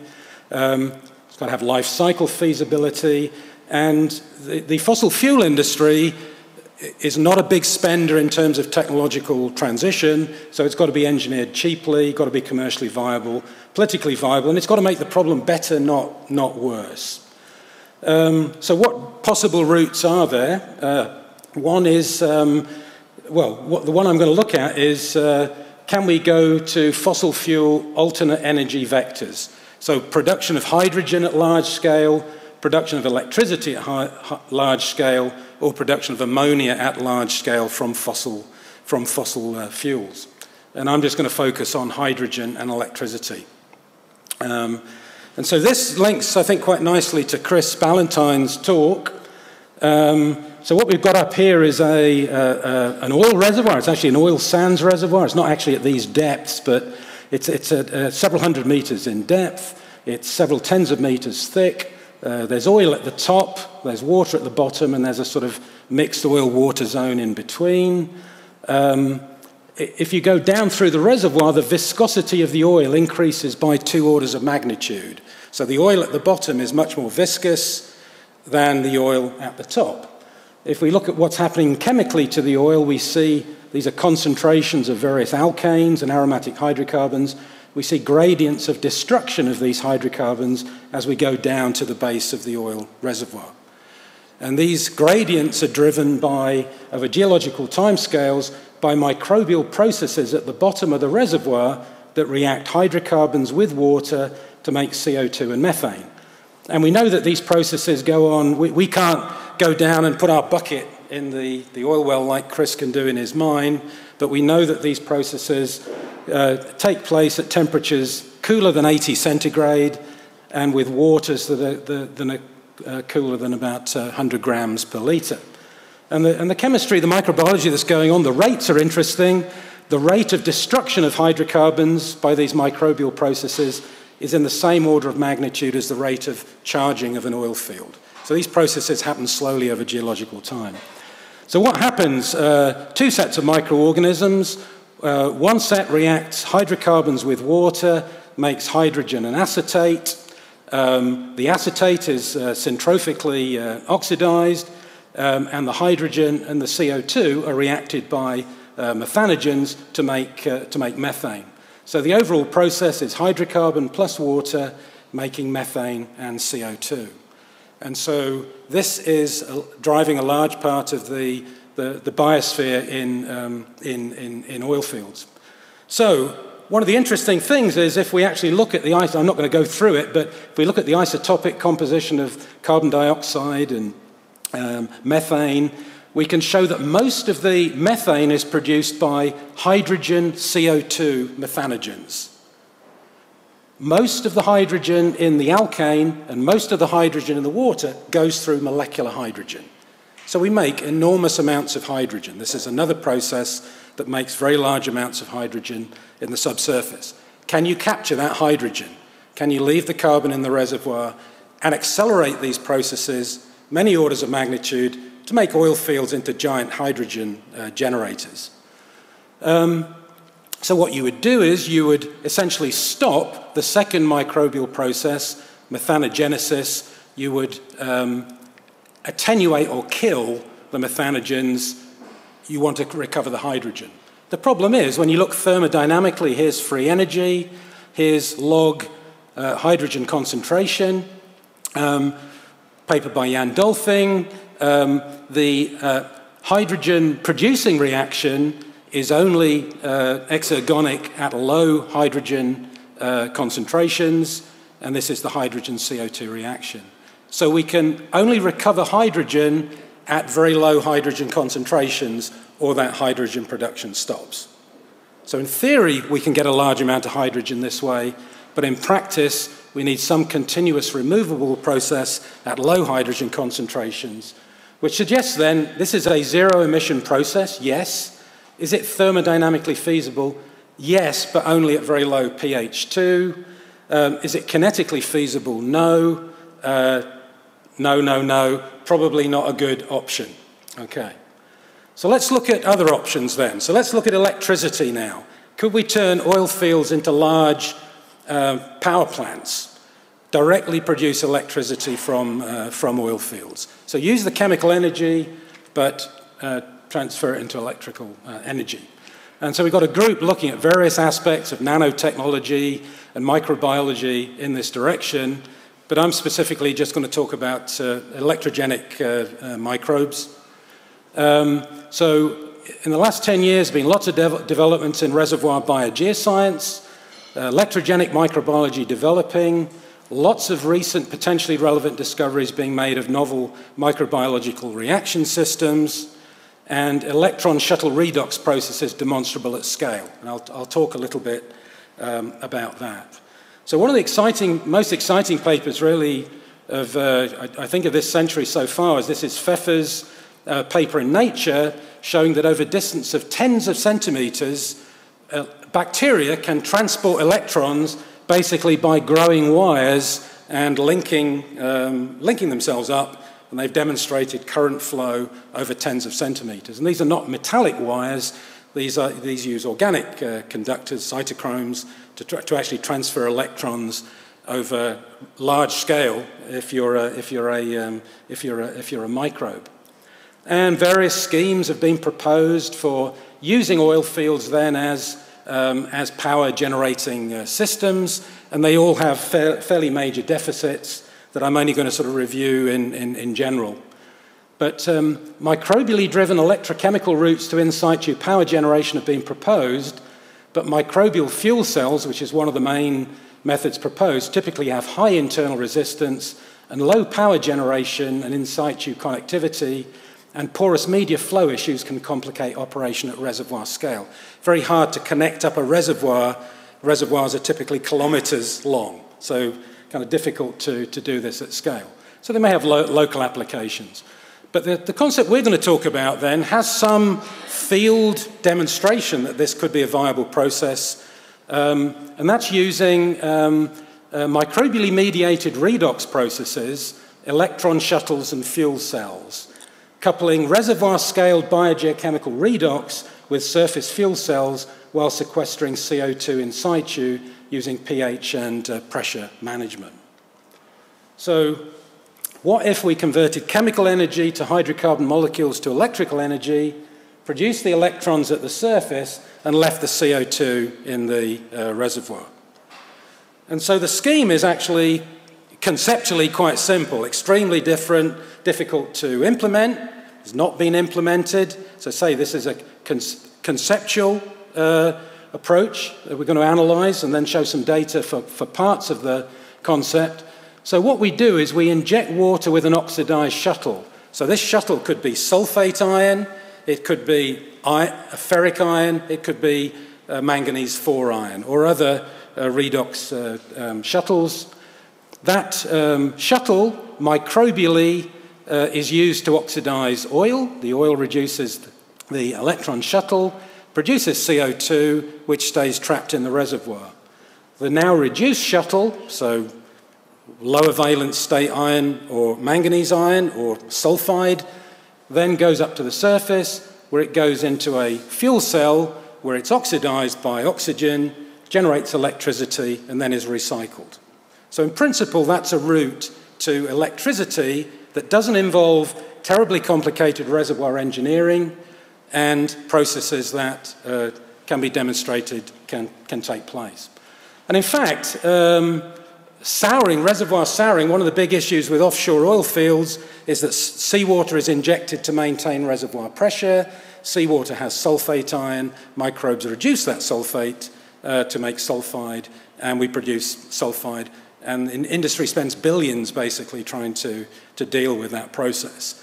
So this basic idea of reducing an electron shuttle, which has oxidized oil in the reservoir, is not totally crazy. And so we know quite a lot about sulfate reduction. So here's some experiments in the lab that show if we put sulfate in contact with oil, we have the right microbes there, we destroy the oil. And so the kind of shuttle systems we can look at then are sulfate, and we know that happens at scale already in oil fields, iron, and manganese oxides. And there is energy to be gleaned, so this is free energy for the oxidation of hexadecane with various electron shuttles. So there's energy available. Depends obviously on pH and the reactions that we actually employ. And sure enough, if we oxidize those reduced shuttles now at the surface, we can get significant amounts of the energy that we would get by recovering the crude oil as hydrocarbons and combusting it. So in principle then, and this is highly dependent on what the products are, lots of complexity here in the thermochemistry. But in principle then, we can recover energy at the surface as electricity from microbially mediated redox process in the reservoir. And so the system then has some of the similarities of a flow battery, so large-scale energy storage. One of the options being looked at are flow batteries that have tanks of electrolytes, so you don't just have a fixed volume of electrolyte in your battery, you can have very, very large volumes. Where one of the compartments of the flow battery is actually the reservoir, and the other is the oxidation step. And the other is a process that's actually used in carbon capture and storage, which is chemical looping combustion. So in chemical looping combustion, instead of using air to burn the fuel, and then we've got all these problems of getting rid of the nitrogen and concentrate the CO2, we can use something like a copper oxide or an iron oxide as the oxygen carrier. So it has elements of both those processes. So it might work like this. We might inject our oxidized shuttle here. We've got a microbially mediated reaction zone that reduces the shuttle. The CO2 accumulates in the gas cap. The reduced shuttle comes to the surface and goes into the fuel cell, produces electricity. So, lots of issues. Shuttle recovery and recycling. Biogeochemistry of iron and manganese is very complex, and lots of issues related to mobility, solubility, and things like that have to be solved. Process and community structure and function, so having the microbes actually function in the way that you want them to do. There are issues there that have to be investigated. And then petroleum reactivity. So actually, especially if you're looking at heavy oil reservoirs that have more refractory, more chemically resistant fractions, new microbial processes need to be discovered that can mediate those. CO2 retention in the reservoir, relatively straightforward. That's basic reservoir engineering. Fuel cells for these shuttles already exist, but none of them are commercial. Lots of developments would be needed there. So, just some experiments then, just some simple flow packs to show that, yes, it's possible to move these shuttles into the reservoir, recover reduced shuttles at the other end. So these are basically columns filled with oil and water, and we just move shuttles. I'm just going to show data from the sulfate through these reservoirs that are inoculated. It's oil and production waters from the same heavy oil field, so it's the bugs from the field that are degrading the heavy oil. And sure enough, we inject sulfate. Most of it is reduced, and about a third of it can be recovered at the other end of the column. So obviously issues related to other sulfur species being entombed in the reservoir. But we've reduced the shuttle, and we can recover a shuttle through a porous medium. So, desirable process, thermodynamically feasible, yes. Kinetically feasible, well, if we look at sulfate, it's a major industry stopping it. It happens so quickly. So, would have to be established that with these more feasible shuttles are going to be manganese or iron. They're not going to be sulfide system, which is too toxic. But potentially, yes, and most of the other questions, unknown. Something beeping at me? Okay. So understanding natural or engineered petroleum reservoir biomes provides several routes to zero-emission energy recovery from oil reservoirs. Hydrogen generation as a route is well understood, but difficult to engineer given thermodynamic imperatives. Electrification of the energy system is expanding, and electricity generation is a logical route to take, both as a direct power source, but also as a route to carbon-neutral liquid fuels. Electricity generation from microbial fuel cells is unlikely to scale to power equivalency with oil recovery. Reservoir-scale bioflow batteries could use proven sulfate, sulfide, or novel biogeochemistry to reduce electron shuttle systems with oil oxidation in situ and produce electricity at surface, leaving CO2 in the reservoir. Sub-elements are viable, and this concept potentially solves scaling and deployment cost and speed issues, and may be attractive if validated, as it involves standard oil-field methodologies and new biogeochemical understandings. So electricity supply from fossil fuel deposits might act as part of a clean transition away from business-as-usual fossil fuels. So worst case scenario, maybe you just power your oil production facilities locally from some of your more marginal fields. If power output is substantially greater, then it would let the hydrocarbon industry transition away from hydrocarbons as the energy vector. And I forgot to acknowledge on the first slide the Canadian government that's funded the research. So thank you very much.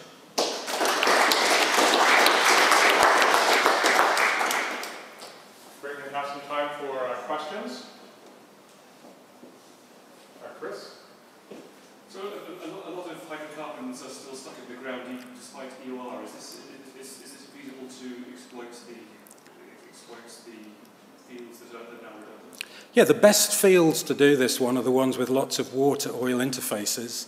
They're the ones that would be watered out, would have large fractions of the porosity filled with water, and you know, as I say, this is not a demonstrated technology, but if it was demonstrable, then it would be very easy to do this as part of a follow-on process of kind of a water flood type of approach. Yeah, for sure. Is there any effort underway to genetically engineer the microbes to actually be more efficient and to be faster? Yeah, so Mark Strauss, who's I think a fellow Dutchman, he's the microbiologist, and I think the experience of genetically modified organisms in the environment is not very good. These communities are really highly optimized to deal with the environments and the situations that happen. So I think genetically modified organisms would not be an approach to go. And also, most of the genetic modifications are of individual organisms, and you very much need a community of very many different types of organisms to make it work. And I think that would also, you've got political barriers, obviously, to do that as well. Good question. This is really fascinating, but it seems to me there's another big hang-up here.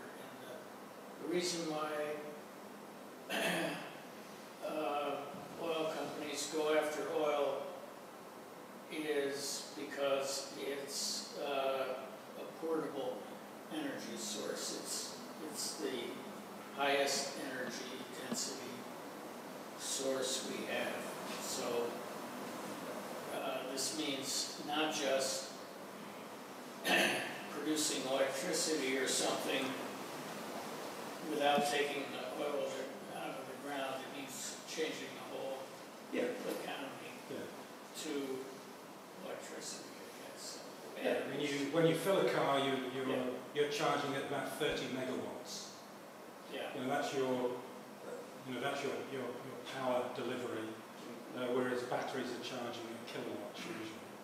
As wonderful as magma is, its energy density is only about 2% of oil. But I think partly it's cultural. When you look at what Elon Musk is doing, and Tesla, and I think it's inevitable that our transport system will be significantly electrified. I think it's just a matter of time. So, yeah, there are issues there. Part of this is giving fossil fuel industry a way out of the box. So if you look through history, incumbent industries that are faced with big changes in the system around them usually dig in and resist. And this gives the fossil fuel industry a route to be part of that transition. If it was demonstrable, which it certainly is not yet. All right. Great, thank you very much again. And we have our last presentation of the session, and that is by Mike Kendall on fluid injection and induced seismicity. Okay, thank you. I'd like to thank the organizers for inviting me, and I'd like to thank everybody for hanging on till the end of the day. I think it's been a really interesting session. It's really surprised me, and I've learned a lot. What we've been talking about are how fluids in general affect our geological system, and I guess my talk's a bit different in that we actually are the ones that are adding those fluids. So I'm going to be looking at how fluid injection induces seismicity and some of the issues or concerns that we have about this. Subsurface injection has been going on for a long time. There's a number of different ways we can do this. Probably the most controversial, the one that you've heard the most about, is hydraulic fracture stimulation in tight gas reservoirs like shale gas. This is better known as fracking. But also, what's becoming very clear is storage of waste from oil field activities is also generating significant amounts of seismicity. But for a long time we've stored chemical waste in these sort of reservoirs, and an emerging area is this idea of sequestering CO2 in geologic reservoirs. Engineer geothermal systems, so-called hot rock, dry rock projects. The rock has to be fracture stimulated also to get these systems to work. Natural gas storage in many parts of the world. And something that's been going on for many years is salt dissolution mining. And all of these activities will induce seismicity of some sort. Most of the time, the seismicity is very small. It's not really detectable unless you've got very sensitive instruments in a borehole near where this is happening.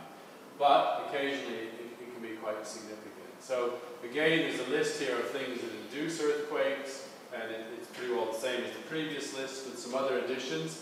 So for well over 100 and something years, we've been monitoring seismicity in mines and mining operations. In fact, in the UK, where I live, we get many hundreds, if not thousands, of earthquakes every year that are associated with legacy coal mining activities. But another area is water impoundment, building hydroelectric dams. And one of the more tragic examples of this is from Kona, India, where the creation of a dam or water impoundment generated a magnitude 6.5 earthquake in 1967, which sadly killed 200 people and injured over 1,500 people. So at times it can be a really big issue. What I'm going to show you here is just an animation of the seismicity that's induced in fracking a reservoir. And most of these events are very small. They're like magnitude -2 to -4. So the equivalent energy release, maybe breaking a pencil or dropping a book off the table. But occasionally you get some more significant ones. And what you'll see, this is a map view. These are horizontal wells that are drilled through what is a thin shale gas unit. And you'll see bands of seismicity. And these correspond to stages where fluids under very high pressure, water under very high pressure is injected into the rock to stimulate a fracture network. That water is then extracted, and then the gas can flow ideally for a decade or so after that. And you'll see these patches bounce around. This is a style of fracking called a zipper frac, where you try your best to connect up fracture patterns from opposite sides. And it generally starts from the so-called toe and moves towards the heel. So let's see if I can get this started here. There we go. And so you can see very quickly the different stages rippling off. And operators like to monitor this seismicity because it tells them it's a proxy for where the fracture networks are going. So it reveals the so-called stimulated reservoir volume. But what you see in this data set's from Horn River in northeastern British Columbia. It's one of the best data sets around. You see there's a big streak of seismicity that extends much deeper than where the stimulation is occurring. And that's because a fault's been reactivated. And if you look more carefully, the events in that population are larger than the events that are in the larger cluster of the cloud above that. So I'll come back to that a bit later in the talk.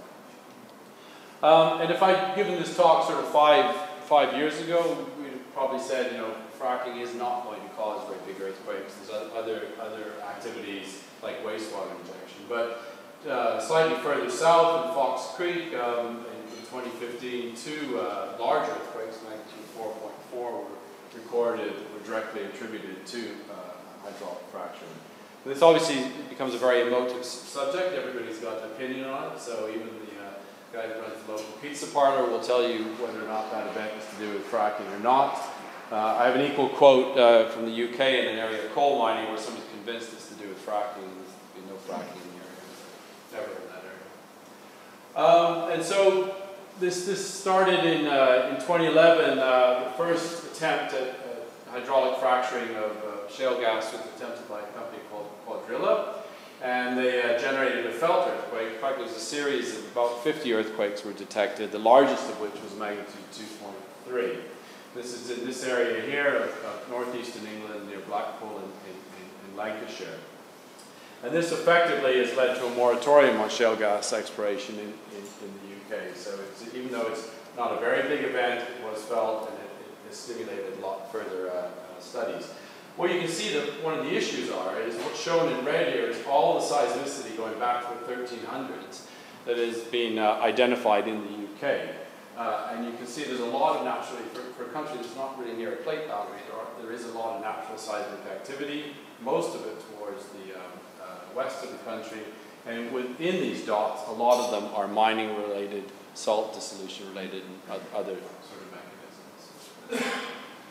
And this becomes a big issue when you start getting earthquakes up to magnitude 4.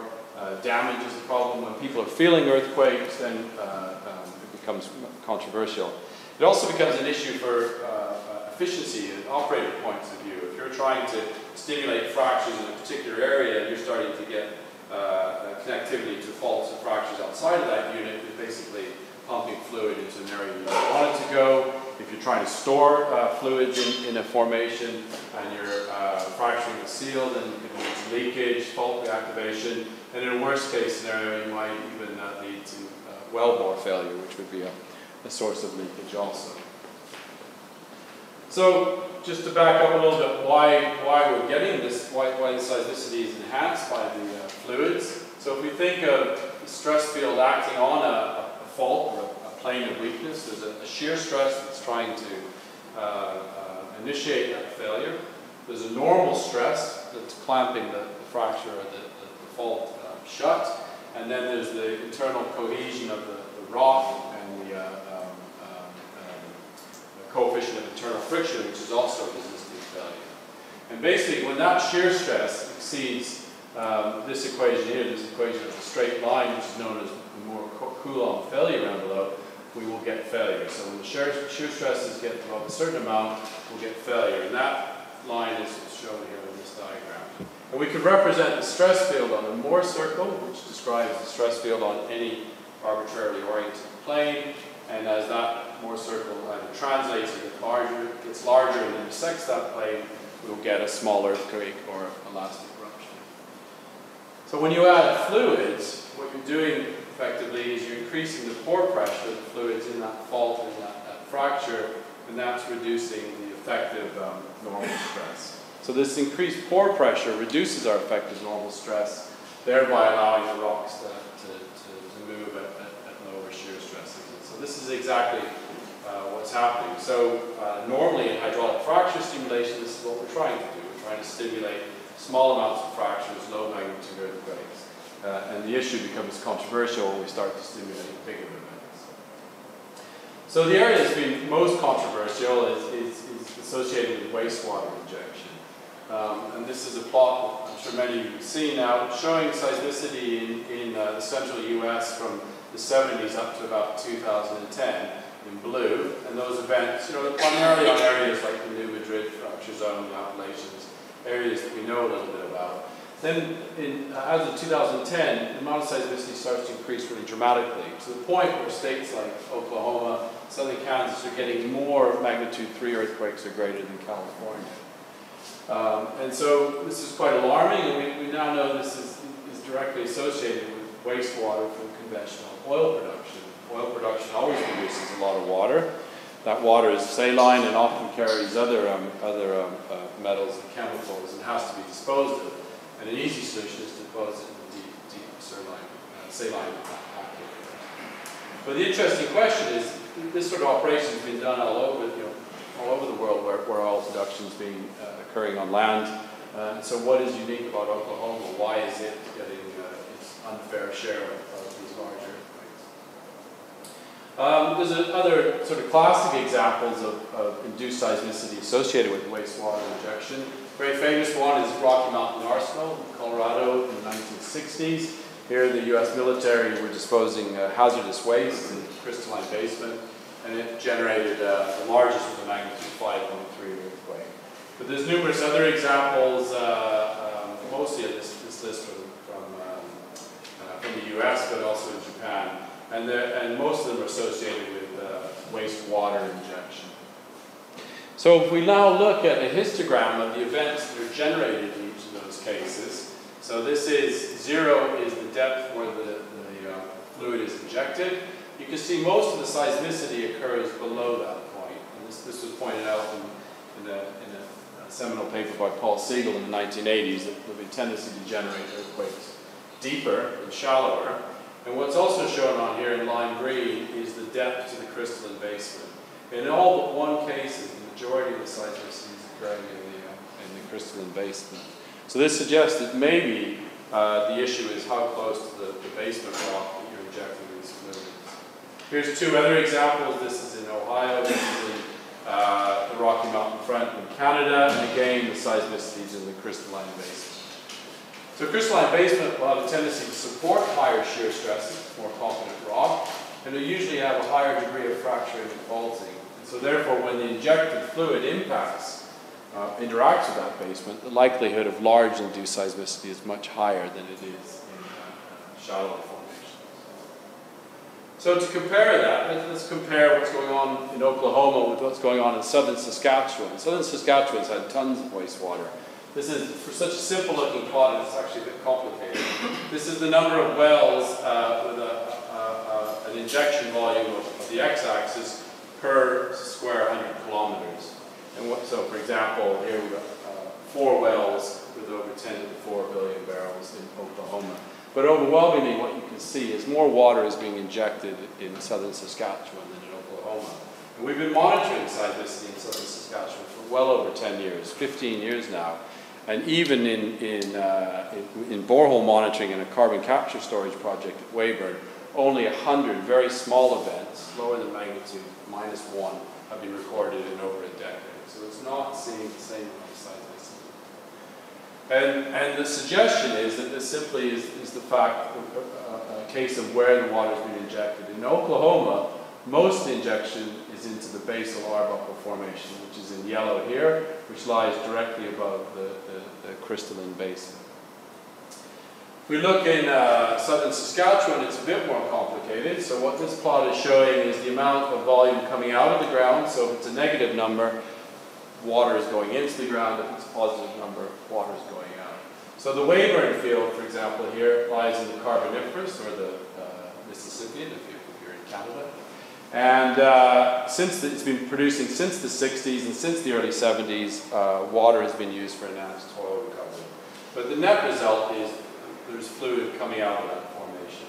And there's a lot of water coming out of that formation, and that has to be disposed of in some other way. And so the most common place to put it is in the shallower Cretaceous rock, which is up in this area here. And so the suggestion is that because the injection is nowhere near the Precambrian basement, there's very little seismicity as a result of this activity. It'll be interesting, Aquastor is the world's first commercial carbon capture and storage project, and the injection is very close to the Precambrian basement. Thus far, there's been no recorded seismicity associated with this, but the injected volumes have been very, very small. So some of the key questions that obviously are, if you're an operator or a regulator or someone interested in this, is how do we decide if an earthquake is induced? How common is this idea of injection-induced seismicity? Because we haven't been looking for it enough in the past? Is it widespread? And how should it be regulated, which actually is an even more thorny issue? And can we make forecasts for a given site? Can we predict how much seismicity one might get and what the largest maximum magnitudes one might get? And then does this pose additional risks? Are there concerns, for example, with things like fluid leakage? And so, again, in a seminal paper by Davis and Froelich, there are these key questions that have to be addressed to decide, was this an induced earthquake or was this naturally occurring? So are these the first known earthquakes of this character in this region? And that's much easier said than done. I mean, you can monitor very, very comprehensively. Is there a clear temporal correlation? Is there a clear spatial correlation? Are the epicenters near the wells, near the points of injection? Are there known geologic structures, or there mapped faults, for example, that might be critically stressed? And then are the fluid pressures sufficient to encourage seismicity? And so you can go through a checklist, a series of questions to decide whether or not this was indeed induced seismicity or naturally occurring seismicity. First known events is difficult. It requires really comprehensive baseline monitoring, and in the past we've not done a very good job of baseline monitoring. It's only recently that people have really been convinced that this is important. But the question is, how long is it needed? So in the Rocky Mountain Arsenal, there was evidence for a big earthquake in Colorado back in the 1800s. So does that mean you have to be recording for 100 years to really know what the historical seismicity is in the area? Is there a temporal correlation? So this is a particularly good example from a geothermal plant. This is Basel. And what's shown here in the red dotted line is injected volume of water.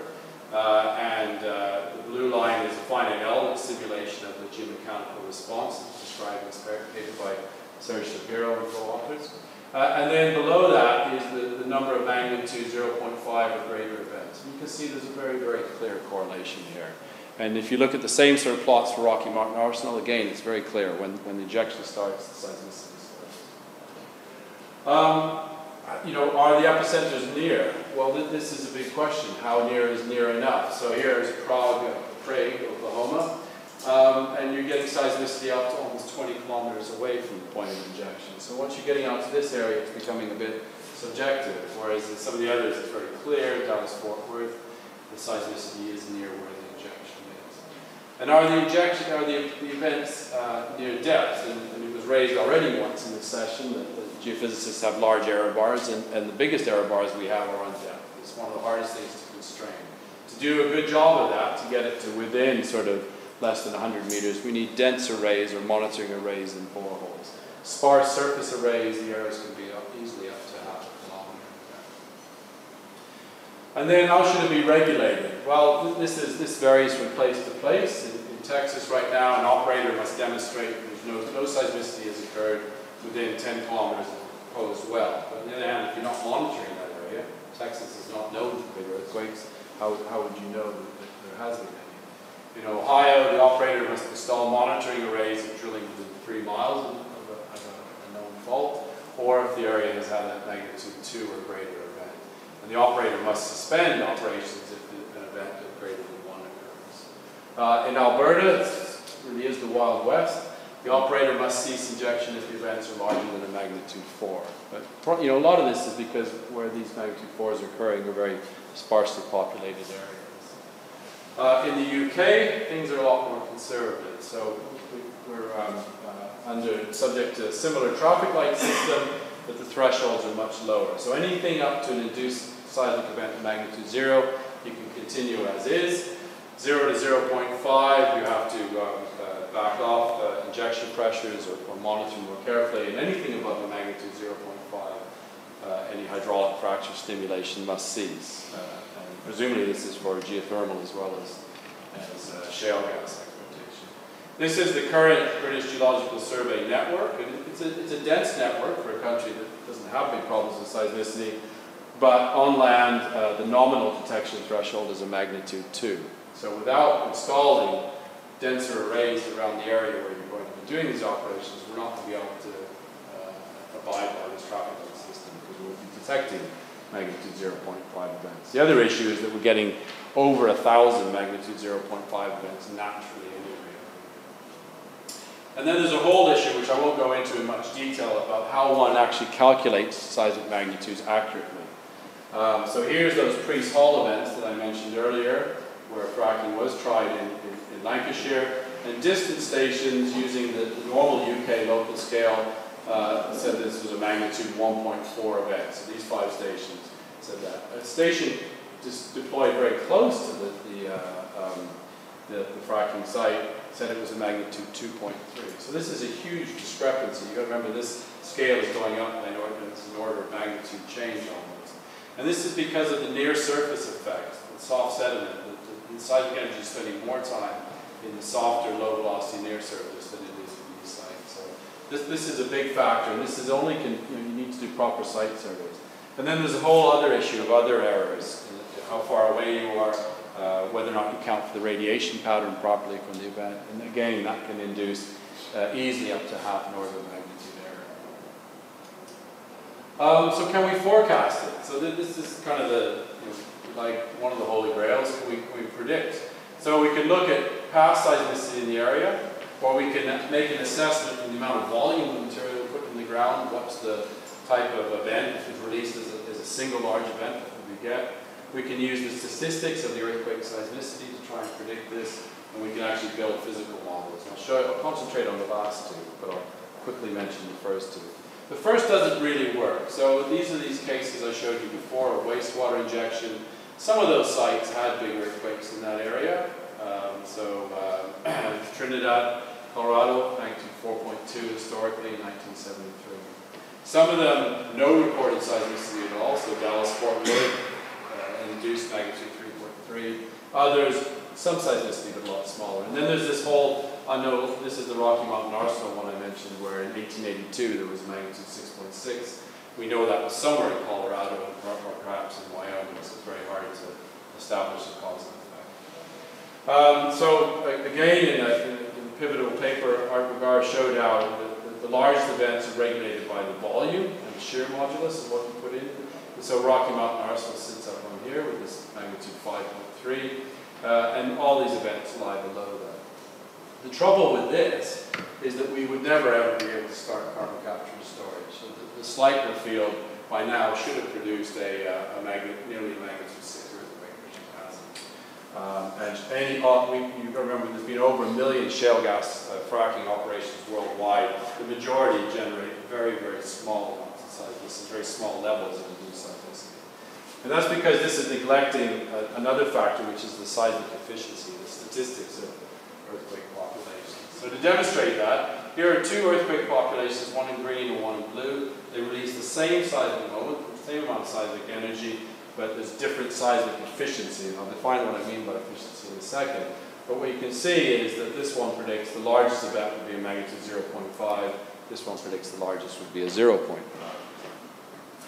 So this is an equation that was developed in this paper by a Czech group working in microseismicity.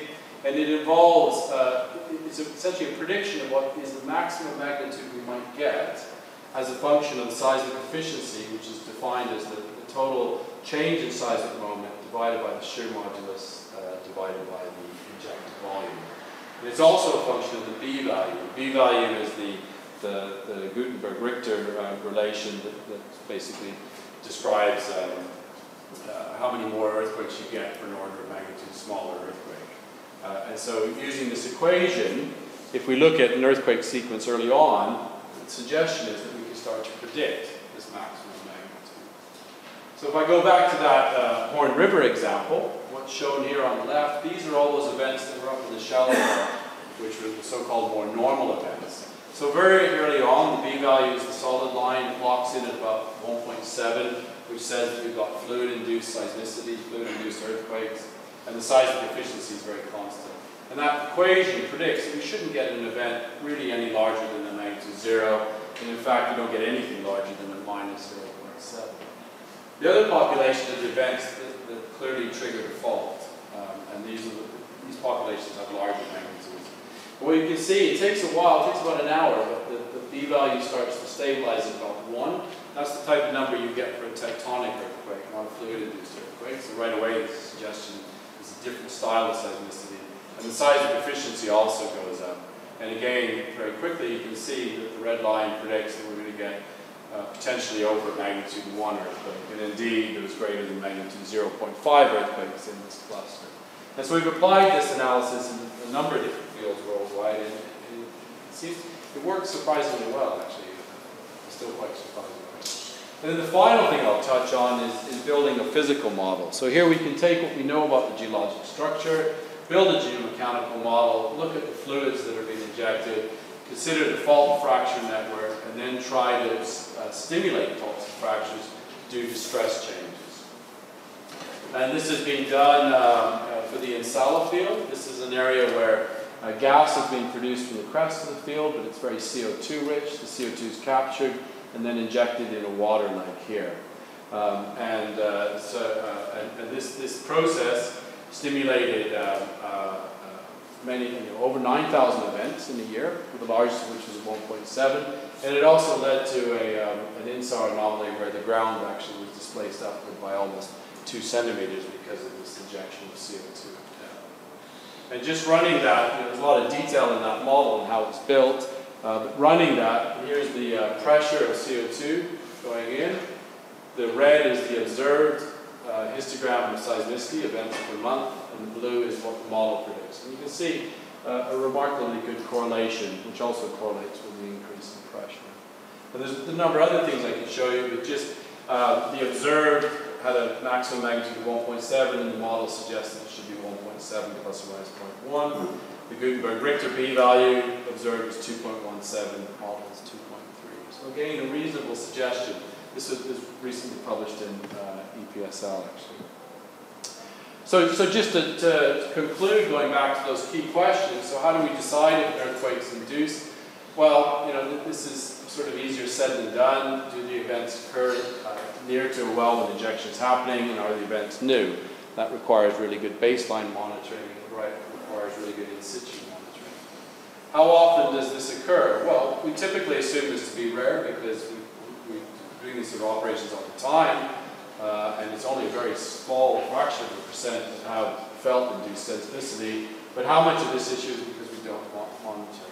And the other interesting question, which I brought up in the talk, is the proximity to critically stressed faults important, and maybe the proximity to basement rocks. Is that an important factor? How much monitoring is needed at a given site? Well, that's, you can go from very cheap, then you're going to have inaccurate locations, and a lot of this might be really dependent on how populated the region is that we're working in. How should it be regulated? Well, the traffic light systems seem to be the method of choice. The worry is that they neglect side effects, and maybe we could go to something more of an engineering approach with peak ground acceleration. Can we forecast the maximum magnitudes and the style of seismicity? And so I've described to you a statistical approach, which looks quite promising, and a physical modeling approach. This physical modeling approach looks really good, but it took like 2 years to get that model built and to get those simulations running. And ideally, some combination of this would be what one could do. And are there additional risks? I didn't really talk about that. So far, it doesn't appear so, but again, I would argue that we need to do much more intensive monitoring. So I'll finish there and take questions. Thank you.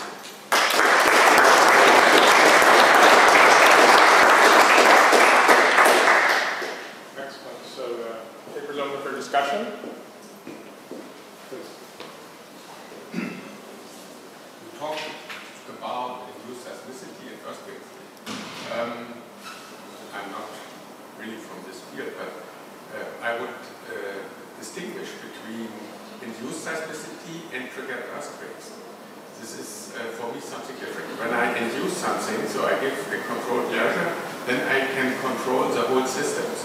But when I reactivate, for instance, a fault, and then something happens what is much larger than what I have given to the ground. So this is the problem.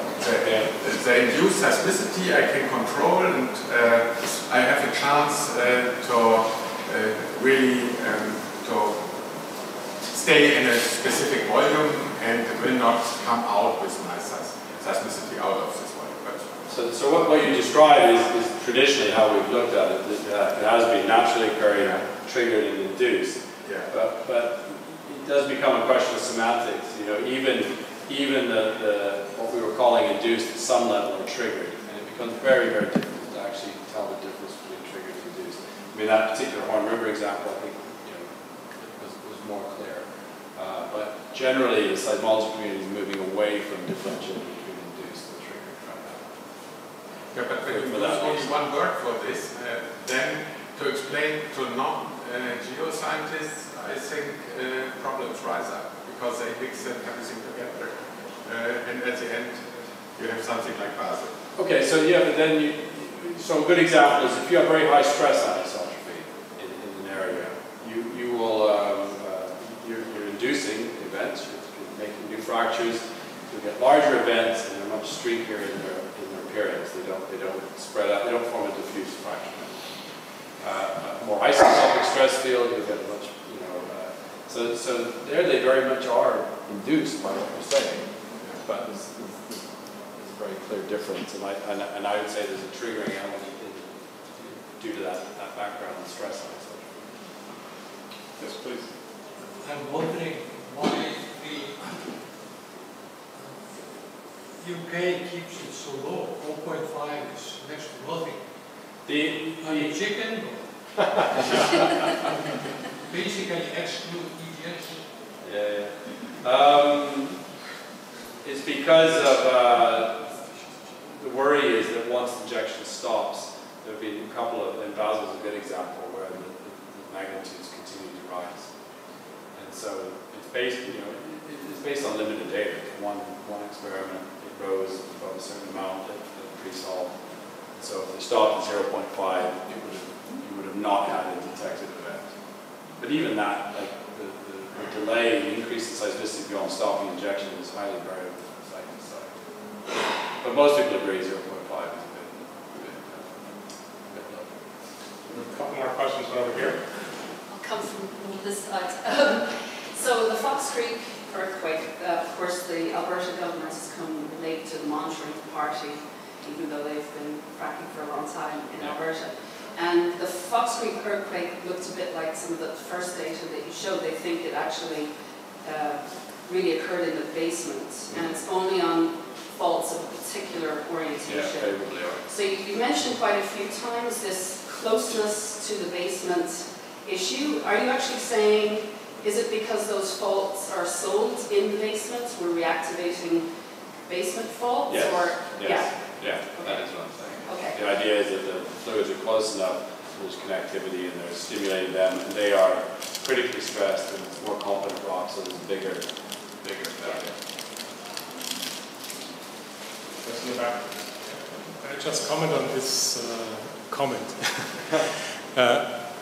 I think in many of these projects we have the problem that we don't have calibrated velocity models. So we are, even if we have dense networks, we don't have a calibrated velocity model. And what you then can show is the precision of the location. So you have an error bar, but in the end you can, without a calibrated velocity model, you can shift around the cloud of seismicity quite a bit. And there's a very nice example from Switzerland. The drilling of the Gotthard basement tunnel induced earthquakes. These earthquakes were located with a dedicated network of 10 stations, an aperture of about 10 kilometers on top of this induced seismicity. And they were located with a 3D model in Switzerland derived from local earthquakes 2 kilometers below the tunnel. And then the operator decided, or the Swiss Seismological Service convinced the operator to do a calibration shot.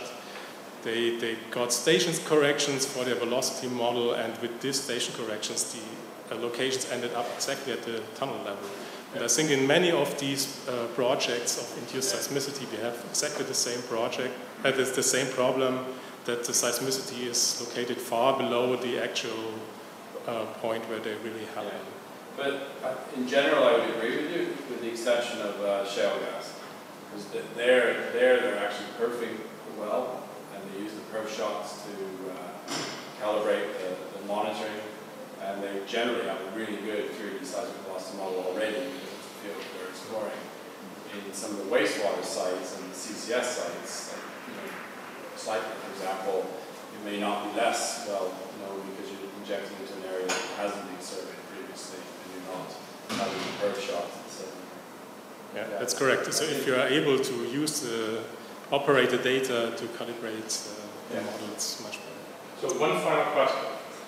Yeah, so I would expect that the shear stress will increase without seismic activity, with time, on a long time scale. So the question is, would you expect to have these seismic events anyway, even without injection, but maybe delayed? But yeah, that goes back to the triggered versus the induced argument. And the answer is ultimately yes, they will build up. But in certain areas, I mean, it's not clear why Dallas Fort Worth would ever get a seismic event. Right? There's no tectonic stresses building things up, and then clearly you were. They're having other arguments that maybe it's good, maybe release the stresses earlier, so you avoid big events in some areas. But in general, I would say, So the Rocky Mountain example, historically there have been big earthquakes in western Canada, not in Texas. Great. So I want to take this opportunity to once again thank all of the speakers and also to commend Brian for taking the lead in organizing this session. So thank you very much.